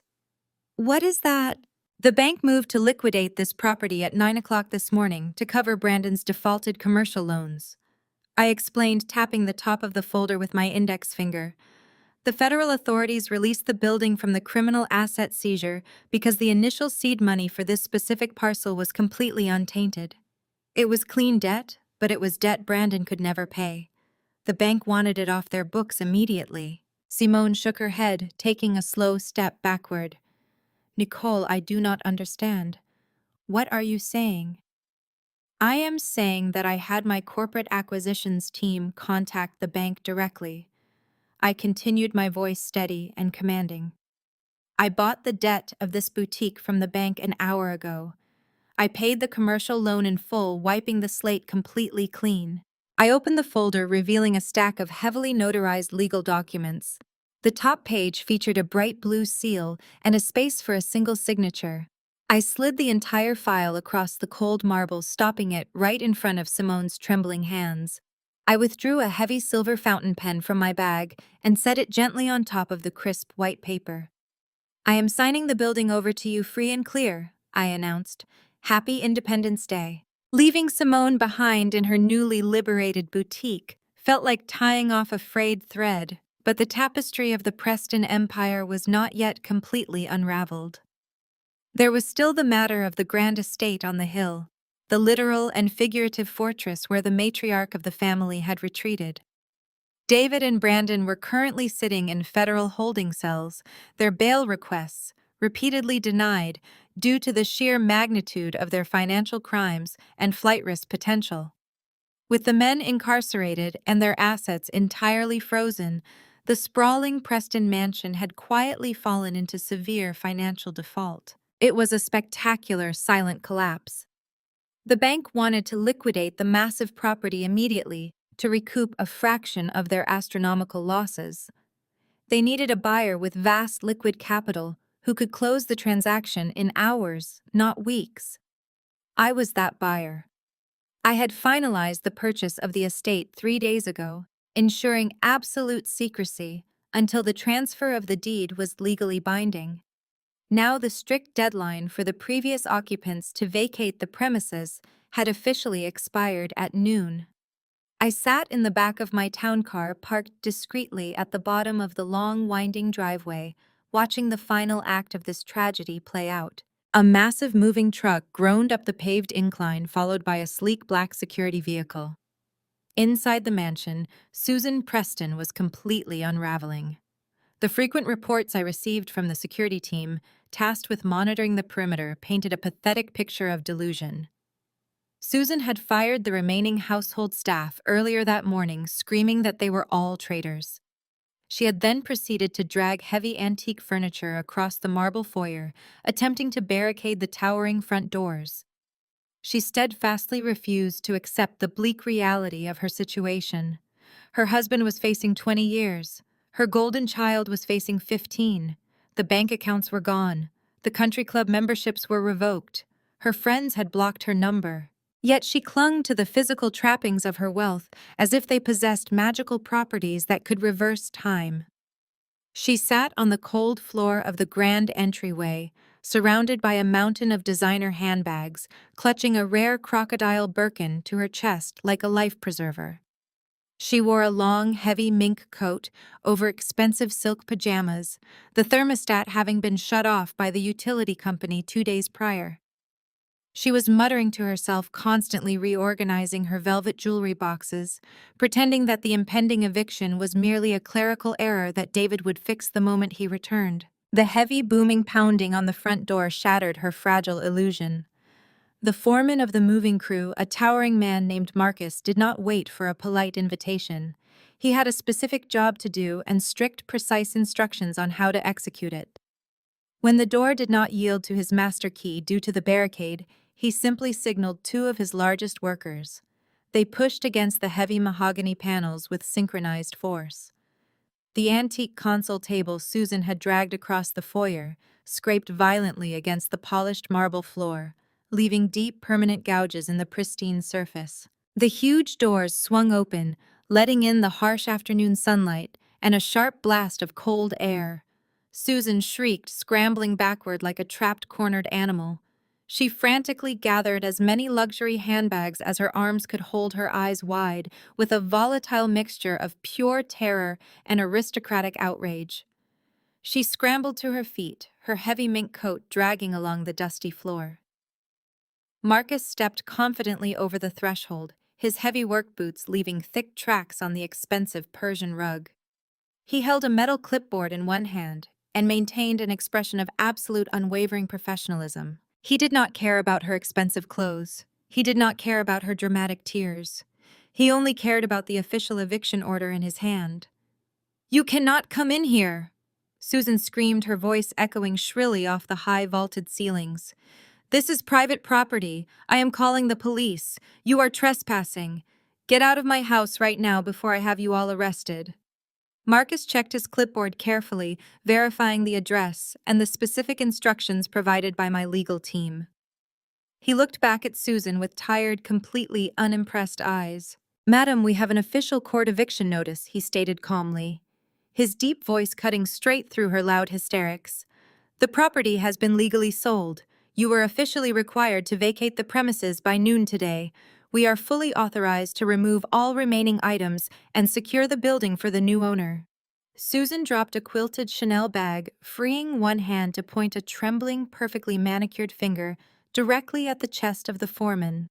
Her face was bright red, the veins in her neck protruding as she marshaled every ounce of arrogant entitlement she had carefully cultivated over the past 4 decades. "Do you know who I am?"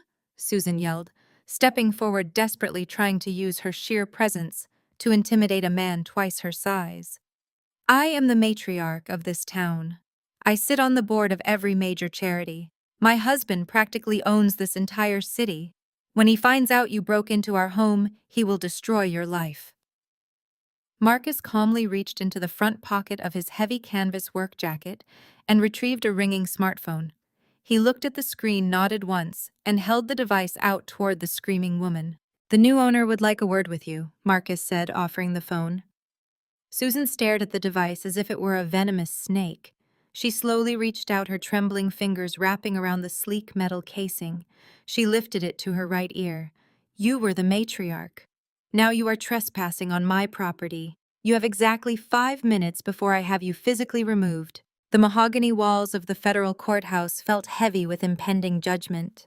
Weeks had passed since the eviction, and the spectacle of the Preston family collapse had now moved from the society pages to the legal record.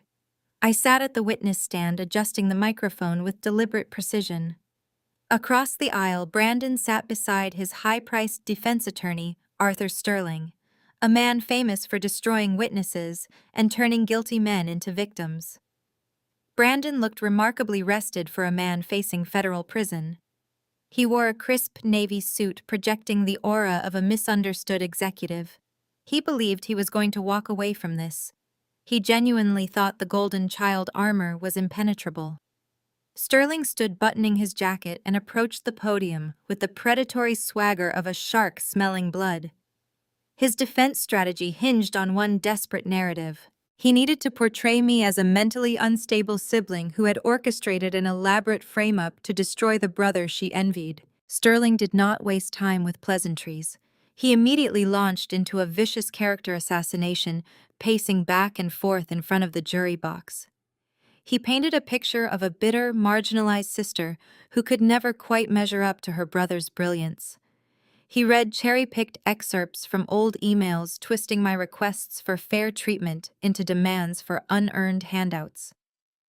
He questioned my sanity, implying that my sudden rise to financial dominance was not the result of calculated business acumen, but a manic, obsessive vendetta.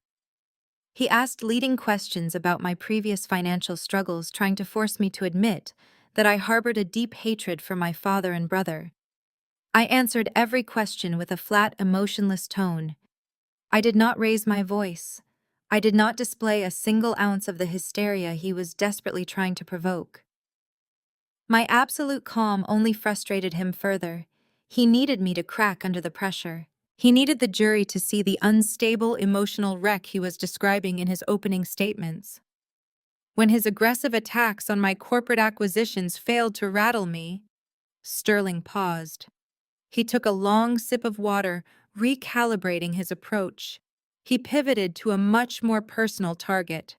He walked back to his defense table, picked up a thick manila file, and turned his gaze directly toward me. "Let us talk about your daughter, Lily," Sterling said, his voice dropping to a sympathetic register that felt entirely synthetic.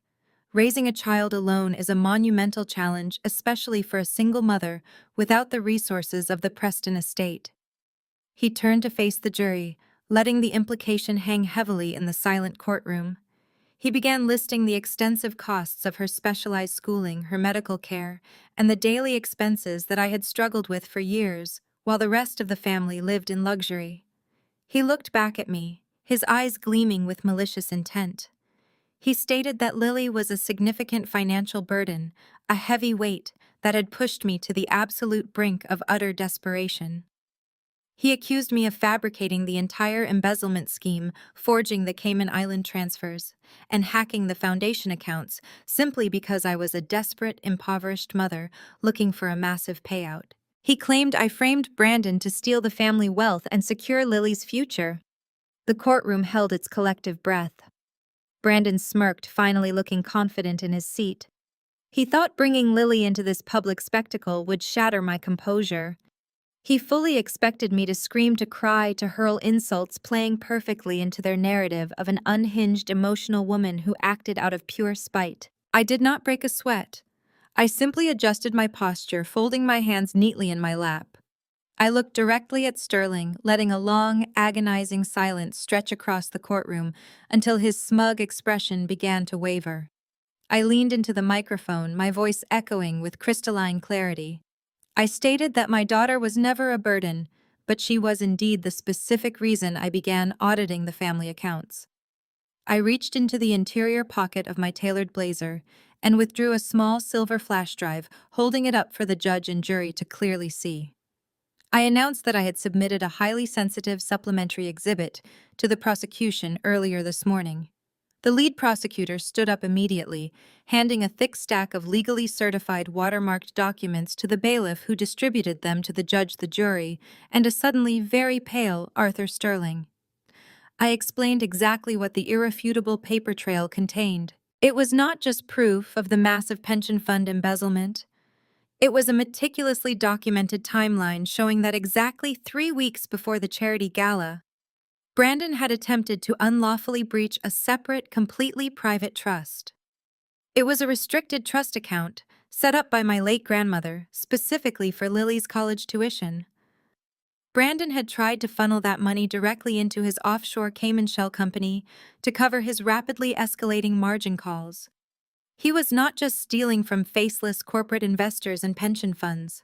He was actively trying to drain his own niece's future to fund his fraudulent, lavish lifestyle. The jury members began flipping through the certified bank records, their eyes widening in shock as they saw Brandon's unmistakable signature authorizing the illegal transfer attempts. A collective, audible gasp rippled through the jury box. The jurors looked from the damning documents to Brandon with absolute, undisguised disgust. The carefully constructed facade of the misunderstood executive evaporated instantly, leaving only a greedy, remorseless thief who would eagerly steal from a child. Brandon's face drained of all color. He sank back into his wooden chair, the devastating reality of his impending imprisonment finally crushing him. Arthur Sterling stared down at the irrefutable evidence trembling in his hands. He closed his eyes, let out a long, defeated breath, and dropped his expensive silver pen onto the mahogany table. The heavy silver pen clattered onto the hardwood floor, echoing in the dead silence of the courtroom. Arthur Sterling sank into his chair, his shoulders slumped in total defeat. He simply stared blankly at the polished wood in front of him, fully aware that the case he had built on smoke and mirrors had just been incinerated. David Preston sat at the defense table next to his son, his face an ashen mask of horror. He had spent his entire life crafting an impenetrable legacy, a dynasty built on ruthless acquisitions and unquestioned authority. Now he was forced to watch that legacy collapse under the weight of federal indictments and public humiliation. The prosecution delivered a brief, devastating closing statement, reminding the jury that greed knows no boundaries, not even the sacred trust of a child's future. Sterling's closing remarks were disjointed and unconvincing, a desperate plea for reasonable doubt in a room drowning in absolute certainty. The judge delivered his instructions, and the jury filed out to deliberate. The waiting period was excruciatingly brief. In cases of complex financial fraud, deliberations often drag on for days or even weeks as jurors sift through mountains of arcane banking records and corporate ledgers. This jury returned in less than 4 hours. The rapid turnaround signaled a profound unified consensus. As the bailiff announced that a verdict had been reached, the atmosphere in the courtroom shifted from tense anticipation to suffocating finality. The gallery, packed with breathless journalists and former Preston associates, eager to witness the fall of the empire, fell dead silent. I sat perfectly still in the front row of the gallery, flanked by my legal team. I did not fidget. I did not look at the defense table. I kept my gaze fixed squarely on the jury box as the 12 men and women filed back into the room. None of them looked at David or Brandon. They stared straight ahead, their expressions etched with grim resolve. The judge took his seat at the high bench, his gavel resting heavily beside his hand. He asked the foreperson if they had reached a unanimous verdict. A stern-faced woman in the front row stood up and handed a folded piece of paper to the bailiff, who delivered it to the judge. The judge reviewed the document in absolute silence, his face betraying no emotion. He handed the paper back to the clerk and instructed the defendants to rise. David and Brandon stood. For the first time in his life, Brandon looked utterly terrified. His expensive suit hung awkwardly on his frame, his polished arrogance completely gone. David stood rigidly, his hands gripping the edge of the defense table so tightly his knuckles turned stark white. He was still trying to project authority, still trying to command a room that no longer recognized his power. The clerk stood and cleared his throat, reading from the official verdict sheet. Regarding the defendant, David Preston, on the primary charge of grand larceny and the embezzlement of corporate pension funds, the jury finds the defendant guilty. A collective gasp rippled through the gallery, but the clerk continued without pausing. On the charges of wire fraud and conspiracy to commit federal financial crimes, the jury finds the defendant guilty. David's knees buckled slightly, but his attorney caught him by the elbow, holding him upright to face the rest of his destruction. The clerk turned to the second page. Regarding the defendant, Brandon Preston, on the charges of corporate fraud, wire fraud, and grand larceny, the jury finds the defendant guilty. On the charges of forgery and the unauthorized transfer of restricted trust assets, the jury finds the defendant guilty. On the final charge of embezzlement and conspiracy to defraud investors, the jury finds the defendant guilty on all counts. The gavel slammed down the sharp crack, sealing their fates permanently. The courtroom erupted into chaos. Reporters scrambled for the exit to file their breaking stories, while former friends and business partners whispered furiously among themselves. The judge immediately revoked their bail, citing the overwhelming flight risk and the severity of the convictions. He ordered the defendants remanded into federal custody pending sentencing. 2 heavily armed federal marshals stepped through the side doors holding thick steel handcuffs. David did not fight. The patriarch of the Preston family simply went limp, his spirit completely broken. He held out his wrists, letting the cold metal snap shut around them. He stared at the floor, refusing to make eye contact with anyone as the marshals guided him away. He was a ghost already fading into the grim reality of a concrete cell. Brandon, however, shattered. The realization that his privilege could not save him triggered a violent panic attack. As the marshal grabbed his arm, Brandon violently jerked away, his chest heaving as he gasped for air. He looked wildly around the courtroom, searching for a bailout, a scapegoat, a lifeline. His frantic eyes finally locked onto me, sitting calmly in the front row. The golden child, the untouchable heir who had tried to steal my daughter's future, stumbled forward, dragging the marshal with him. He fell to his knees against the low wooden railing separating the gallery from the defense area. Tears streamed down his red, bloated face, ruining his carefully curated executive image. He reached out with trembling, desperate hands, the heavy steel handcuffs clinking loudly against the polished wood. He sobbed uncontrollably, his voice raw and pathetic. "Nicole, please." Brandon wept, his chest convulsing with terror as the marshals pulled him back by his shoulders. "You have to fix this. You have to tell them it was a mistake. I am your brother." I stood up very slowly. I walked toward the wooden partition. The chaotic noise of the courtroom seemed to fade into dull white noise. I stopped directly in front of Brandon. I tilted my head, studying him with absolute zero emotion. "I don't have a brother," I stated softly. "I have a liquidated asset." The torrential rain pounded against the towering glass windows of my downtown corporate headquarters, blurring the vibrant city lights into smeared streaks of gray. I walked across the pristine marble lobby, my heels clicking in a sharp, authoritative rhythm that echoed off the walls. It was late Tuesday afternoon, and I was leaving the building after finalizing the hostile takeover of the remaining Preston holdings.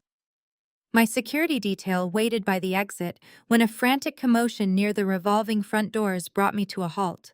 A disheveled woman was violently shoving past the front desk guards demanding entry. She was completely soaked from the freezing rain, her hair plastered against her pale skull.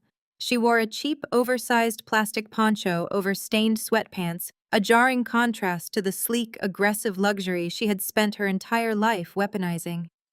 It was Susan Preston. The former matriarch of the elite society circle had been reduced to a shivering, desperate vagrant. She locked eyes with me and sprinted forward. My guards instantly stepped into her path, forming an impenetrable human wall. Susan crashed against them, weeping hysterically. She fell hard to her knees on the polished floor, ignoring the dozens of shocked executives who had paused to watch the spectacle.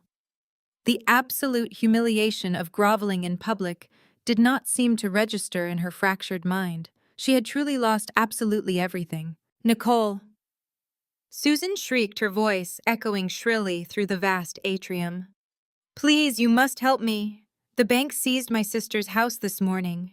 They froze the very last offshore emergency account. I have nowhere to go. My friends will not even take my calls anymore." I raised a hand, signaling my security team to hold their positions, but not to drag her out just yet. I wanted my employees to witness this. I looked down at the pathetic, sobbing woman writhing on the floor. She possessed none of the cruel, towering arrogance she had wielded for decades. "Please," Susan sobbed, pressing her face toward the cold tile. "I have nothing left. The federal prosecutors took my jewelry, my coats, my entire life. Let me stay with you and Lily. I can sleep in your basement. I can cook for you. I can scrub your floors. You cannot let me freeze out there on the street." I observed her tears with the clinical detachment of someone dissecting a lie. I remembered the endless years of mockery. I remembered how she had relentlessly humiliated me at every holiday gathering, calling me a failure, a pathetic disappointment. I remembered her sitting perfectly still in her luxurious parlor while her son secretly attempted to drain my daughter's college funds.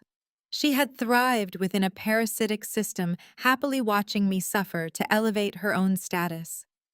Now stripped of her stolen armor, she was demanding the very sanctuary she had once tried to burn down. She looked up, her makeup running in dark, jagged rivers down her cheeks. "I am family," she pleaded, her voice cracking into a pathetic, breathless wail. "You owe me this much. I gave you a roof over your head when you had nothing. I tolerated your presence in my house. You owe me your success. Without the Preston name, you would still be nothing. Please, Nicole, show some mercy. Do not be as ruthless as David and Brandon. Be the bigger person. Save me." Her words were a masterclass in toxic manipulation, a desperate attempt to weaponize my morality against me. She was still trying to exert control, still trying to frame herself as a benevolent savior who was currently suffering an unjust, terrible fate. But I was no longer the vulnerable, terrified woman who needed her approval to survive. I had built a fortress of absolute independence, brick by agonizing brick, while her fragile empire of lies slowly rotted from the inside out. I did not owe her a single shred of mercy, and I certainly did not owe her my hard-earned sanctuary. Before I could respond, the private elevator chimed softly behind me. My personal driver stepped out gently, holding a large, dry umbrella. Beside him walked Lily. She looked radiant and perfectly insulated from the gloom outside. She was beaming with joy, carrying a beautiful, brightly colored canvas she had just finished painting at her afternoon art academy. The cheerful watercolor depicted a golden sunrise, a stark, brilliant contrast to the miserable creature groveling on the wet stone. Susan gasped loudly. Her eyes widened as she spotted the child. A sudden, sickening mask of artificial, desperate grandmotherly affection twisted her tear-streaked face. She pushed against the floor, practically crawling toward the little girl she had previously dismissed as an unwanted, illegitimate burden. "Lily!" Susan cried out, forcing a frantic, watery smile through her dramatic sobs. "Oh, my sweet, precious girl. It is your grandmother. Come here. Please come give me a hug." Lily froze instantly. The bright, innocent smile evaporated from her face, replaced by deep, unsettling confusion and instinctual fear. She stared at the frantic, drenched stranger lunging toward her. She did not step forward. Instead, she quickly took a long step backwards, silently sliding securely behind my legs. She clutched her colorful painting tightly to her chest, seeking absolute protection from the chaos. I did not flinch. I placed one reassuring, steady hand gently upon my daughter's small shoulder, physically shielding her from the toxic, grasping hands of the Preston legacy. The silence in the lobby was deafening, save for the sound of the relentless storm beating against the thick glass outside. I looked down into Susan's pleading eyes. I saw exactly what she truly was, a parasite looking for a new host to drain. I felt a surge of absolute power course through my veins. I held her desperate gaze, ensuring she understood the absolute finality of this moment. My voice rang out through the marble atrium, sharp, chilling, and echoing with unwavering authority. "You don't get to claim us now." I watched the color drain from Susan's face as the absolute finality of my words registered. She opened her mouth to argue, to deploy another manipulative tactic, but the fight had completely left her. My security team stepped forward in perfect synchronization, gently but firmly, grasping her arms and guiding her toward the revolving doors. She did not struggle. She simply walked out into the freezing rain, swallowed by the gray expanse of the city she used to rule. I knelt down to Lily's eye level, admiring the vibrant watercolor painting she held so tightly. I praised her beautiful sunrise, assuring her that we were perfectly safe and that the storm outside could not touch us anymore. My driver escorted her upstairs to my private office suite, leaving me alone in the cavernous, impeccably polished marble lobby. The personal ghosts of my past were officially exorcised, but my professional obligations were just beginning. The Preston corporate empire had been severely crippled by David and Brandon's extensive fraud, but a foundation of legitimate functioning assets remained intact beneath the rot. I had spent the last 48 hours executing a highly coordinated hostile takeover of those remaining viable divisions, absorbing them entirely into my own holding company. The legal maneuvering had been exhausting, but the real challenge was not the paperwork or the board members. Now I had to face the collateral damage, the innocent lives that my father had so callously jeopardized. I took the private elevator up to the 10th floor auditorium. The expansive space was typically reserved for quarterly earnings reports and arrogant shareholder presentations delivered by my father. Today, however, it was packed to absolute capacity with the everyday workers of the firm. There were middle managers, administrative assistants, logistics coordinators, and factory floor supervisors who had been flown in for this mandatory town hall. The atmosphere in the massive room was thick with suffocating tension, quiet murmurs, and palpable fear. These were the people who had actually built the immense value of the company through decades of grueling, honest labor. They were the loyal employees who had trusted the Preston name only to have their entire retirement futures wiped out by Brandon's reckless margin calls and David's offshore embezzlements. They were terrified, and rightfully so. The local news cycle had been dominated by sensational reports of the company's impending bankruptcy and corporate liquidation. They fully expected me to walk onto that stage, announce mass layoffs, and formally dissolve their livelihoods in order to salvage my own profit margins. The low murmur of anxious whispers echoed off the acoustic panels as I pushed open the heavy oak doors at the back of the auditorium and walked down the center aisle. The room fell dead silent the moment they saw me. Hundreds of tired, weary eyes tracked my steady progress toward the stage. They looked at me with deep suspicion, seeing only another Preston, another privileged heir, ready to gut their futures for a lucrative tax write-off. I did not carry a clipboard, and I did not have a team of corporate lawyers flanking me to deflect blame. I walked up the short flight of stairs and stood behind the sleek acrylic podium, looking out over the vast sea of exhausted, frightened faces. I adjusted the microphone, letting the heavy silence stretch for a long moment to establish absolute authority and command the space. I did not offer them corporate platitudes or hollow public relations spin. I looked directly at a gray-haired logistics manager in the front row whose pension had been entirely decimated by the scandal. I projected unwavering power, but I purposefully tempered it with raw, unfiltered honesty. I told them that the men who had stolen their futures were currently sitting in federal holding cells, facing decades in prison. I acknowledged the profound betrayal they had suffered, validating their anger, their despair, and their profound fear for their families. I stated unequivocally that the toxic parasitic culture of the Preston Empire died the exact moment the judge's gavel fell in that courtroom. The predatory era of executives enriching themselves at the expense of their loyal workers was permanently finished. I paused, gripping the edges of the podium, deliberately shifting the narrative from the dark, corrupt past to the immediate, promising future. I announced that I had officially acquired every remaining legitimate asset of the firm and reorganized them completely under my own corporate umbrella.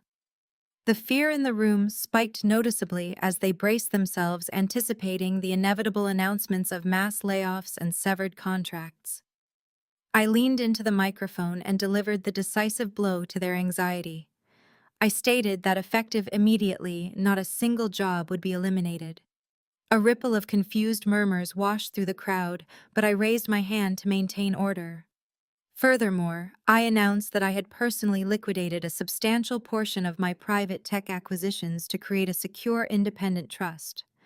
I was fully restoring every single stolen pension fund out of my own pocket, retroactively matching the lost interest so that not one employee would suffer a financial penalty. The silence in the auditorium was absolute and overwhelming collective shock, completely paralyzing the massive crowd. People stared at me, mouths open, struggling to comprehend the magnitude of the financial commitment I had just made to them.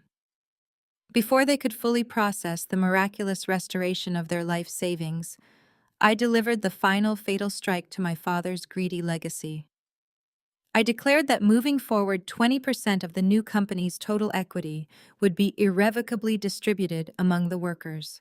They were no longer just expendable employees to be exploited. They were official vested partners in the new enterprise we were building together. For 3 agonizing seconds, nobody moved. Then the entire room erupted. The standing ovation was utterly deafening, a roaring, thunderous wave of tears, cheers, and unbridled relief echoing through the fortress my father built. The toxic legacy was dead. A bright new era had begun. Finally. 6 months passed in a whirlwind of reconstruction. The fallout from the Preston family's collapse faded from the front pages, replaced by features detailing the success of our corporate model. The equity share distributed among the workforce galvanized the company.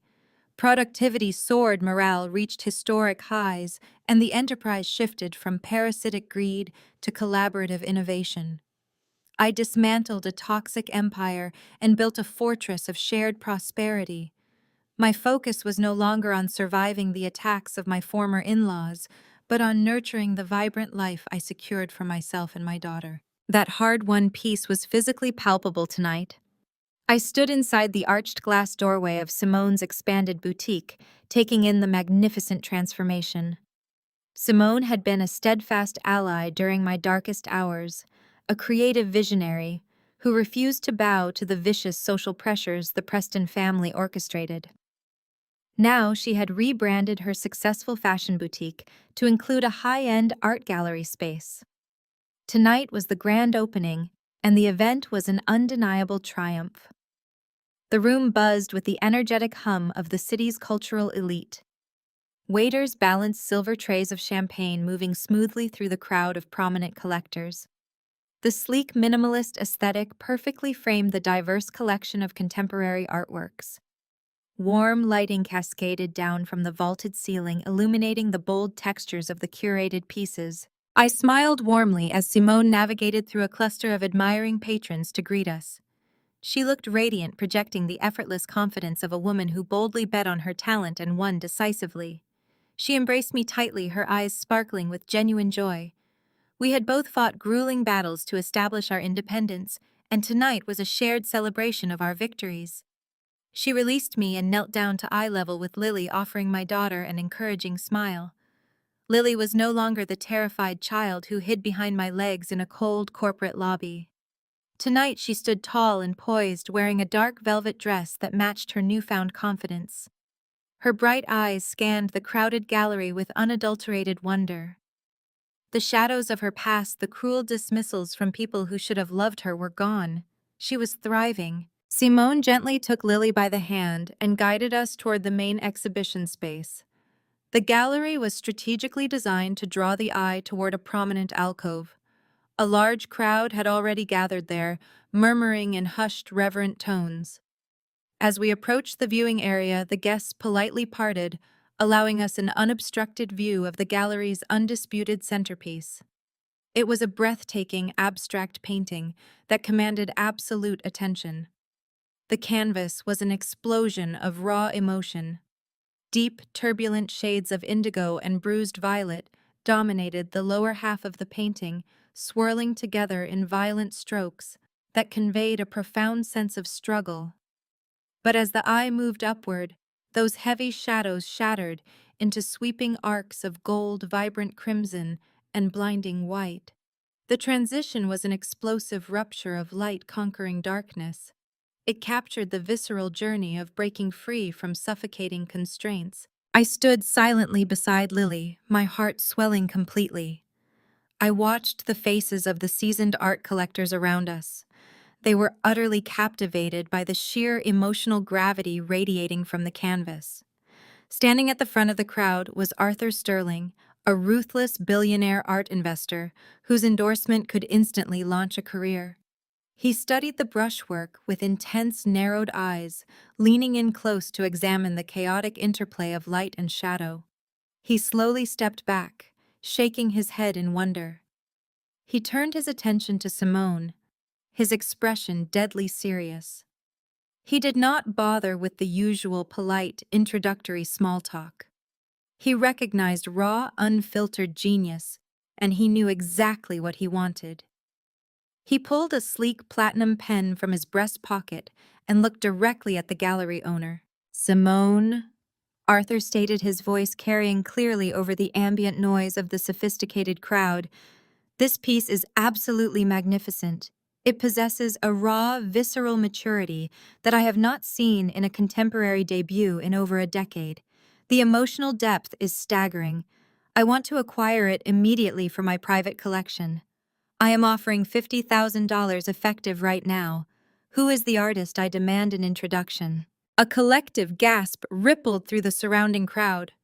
$50,000 for a debut piece from an unknown artist was an astronomical sum. It was the kind of aggressive validation that established permanent legacies in the art world. Simone did not flinch at the massive figure. Her smile widened into a knowing grin. She turned away from the wealthy investor and looked down at the small girl standing quietly by my side.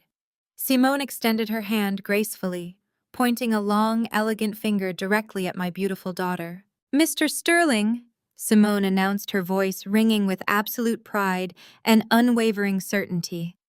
"Allow me to introduce you to the creative genius behind this masterpiece." Arthur Sterling blinked in profound confusion, his gaze dropping to follow Simone's gesture. The crowd fell into a stunned, breathless silence as they collectively realized what was happening. Lily stepped forward, her posture perfect, her chin held high. She did not hesitate or shrink away from the overwhelming attention. She looked the billionaire investor squarely in the eyes, her youthful face radiating a quiet, indomitable strength. I stood firmly beside my brilliant daughter, my chest tight with a fierce, overwhelming pride that defied any description. The little girl that the Preston family had once cruelly dismissed as a worthless burden, the child they casually labeled as a kid without a future, was now commanding the awe of the city's most elite circles. She reached out her small hand, and Arthur Sterling, still visibly reeling from the revelation, slowly reached down to grasp it. The room suddenly erupted into a deafening roar of applause, shattering the silence with thunderous validation. The toxic legacy was dead. A bright new era had begun. The blazing July sun reflected off the pristine Atlantic waters, casting a brilliant golden shimmer across the sweeping lawns of my beachfront estate. It was the 4th of July, and the salty ocean breeze mingled perfectly with the rich aroma of roasting hickory wood. I stood on the expansive cedar deck, holding a pair of stainless steel grilling tongs, completely surrounded by the joyful, unfiltered sounds of genuine laughter. This property was not a sterile museum like the Preston Mansion. This estate was vibrantly alive, pulsing with warmth, loyalty, and actual love. I had deliberately invited the people who truly mattered. My executive team, the employees who were now official shareholders in the reorganized company, relaxed in plush chairs by the infinity pool. They were no longer terrified subordinates tiptoeing around a tyrannical patriarch. They were empowered partners celebrating our record-breaking profits with their spouses and incredibly happy children.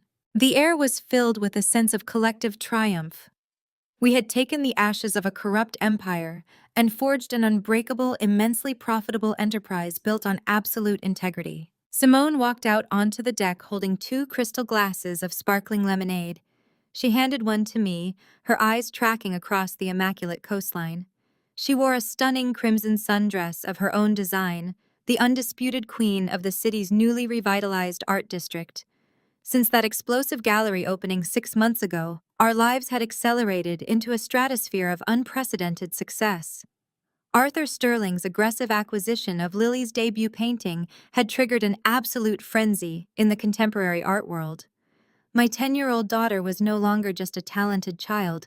She was an established, highly sought-after artist. Her subsequent pieces had sold out before Simone even finished hanging them on the gallery walls.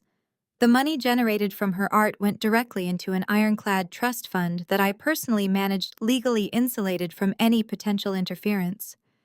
I looked toward the edge of the manicured lawn where the sand met the retaining wall. Lily was enthusiastically leading a chaotic game of beach volleyball with the children of my logistics managers. Her bright laughter carried over the sound of the crashing waves. She was healthy, fearless, and utterly untethered from the generational trauma that had defined my own youth.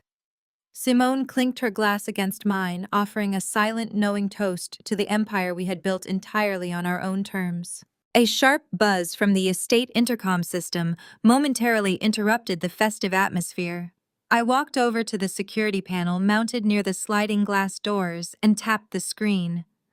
My head of private security informed me that a courier had just dropped off a certified package at the main front gate.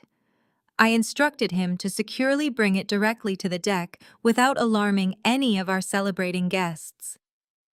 A minute later, a uniformed guard handed me a thin, heavily stamped manila envelope. I recognized the stark, rigid formatting of the return address immediately. It was from the Federal Correctional Institution located 3 states away.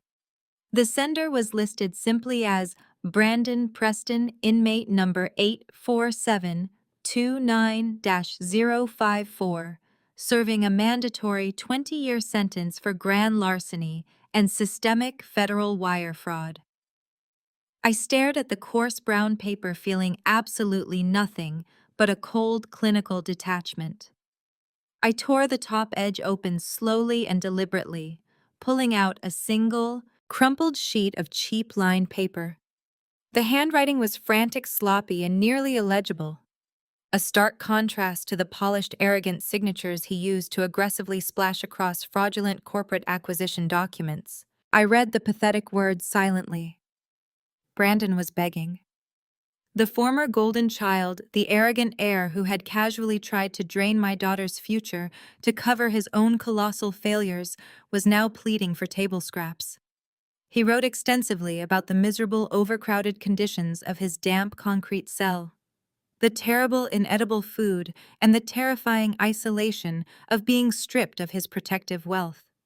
He claimed our father was completely unresponsive, deteriorating rapidly in a different maximum security facility. He begged me to send him $500 immediately for his depleted commissary account. He pleaded for basic toiletries, a few tubes of decent instant coffee, and a single pair of clean, warm socks to survive the freezing winters. He ended the letter by shamelessly invoking the concept of family loyalty, insisting that despite our past differences, blood should ultimately mean something. He promised to pay me back with interest the very moment his expensive legal appeals went through, clinging to a delusional fantasy that his empire would somehow be magically restored. I lowered the paper. I looked at the incredible estate I owned, the loyal friends surrounding me, and my thriving, brilliant daughter running across the sand. Then I looked back at the pathetic scrawl from a convicted felon who had tried to destroy us. A deep, resonant laugh bubbled up from my chest, clear and bright. It was not a laugh of bitterness or anger. It was the pure, unadulterated joy of absolute victory. I walked straight over to the massive custom-built outdoor grill. The hickory coals were glowing a brilliant, fierce orange.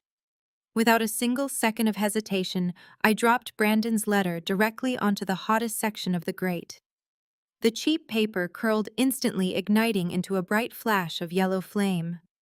I watched with profound, quiet satisfaction as the pathetic, desperate words turned to gray ash and floated away harmlessly on the warm ocean breeze. I picked up my stainless steel tongs and expertly flipped a thick, perfectly seasoned gourmet hamburger patty right over the remaining ashes. The meat sizzled aggressively, locking in the rich flavor. I carefully placed the grilled hamburger onto a premium ceramic plate, garnishing it beautifully. Lily came running up the curved wooden stairs completely out of breath, her cheeks flushed red and smiling widely at me. I handed the plate to her. "Here you go, baby," I said, looking directly into the camera. "Only for kids with a brilliant future."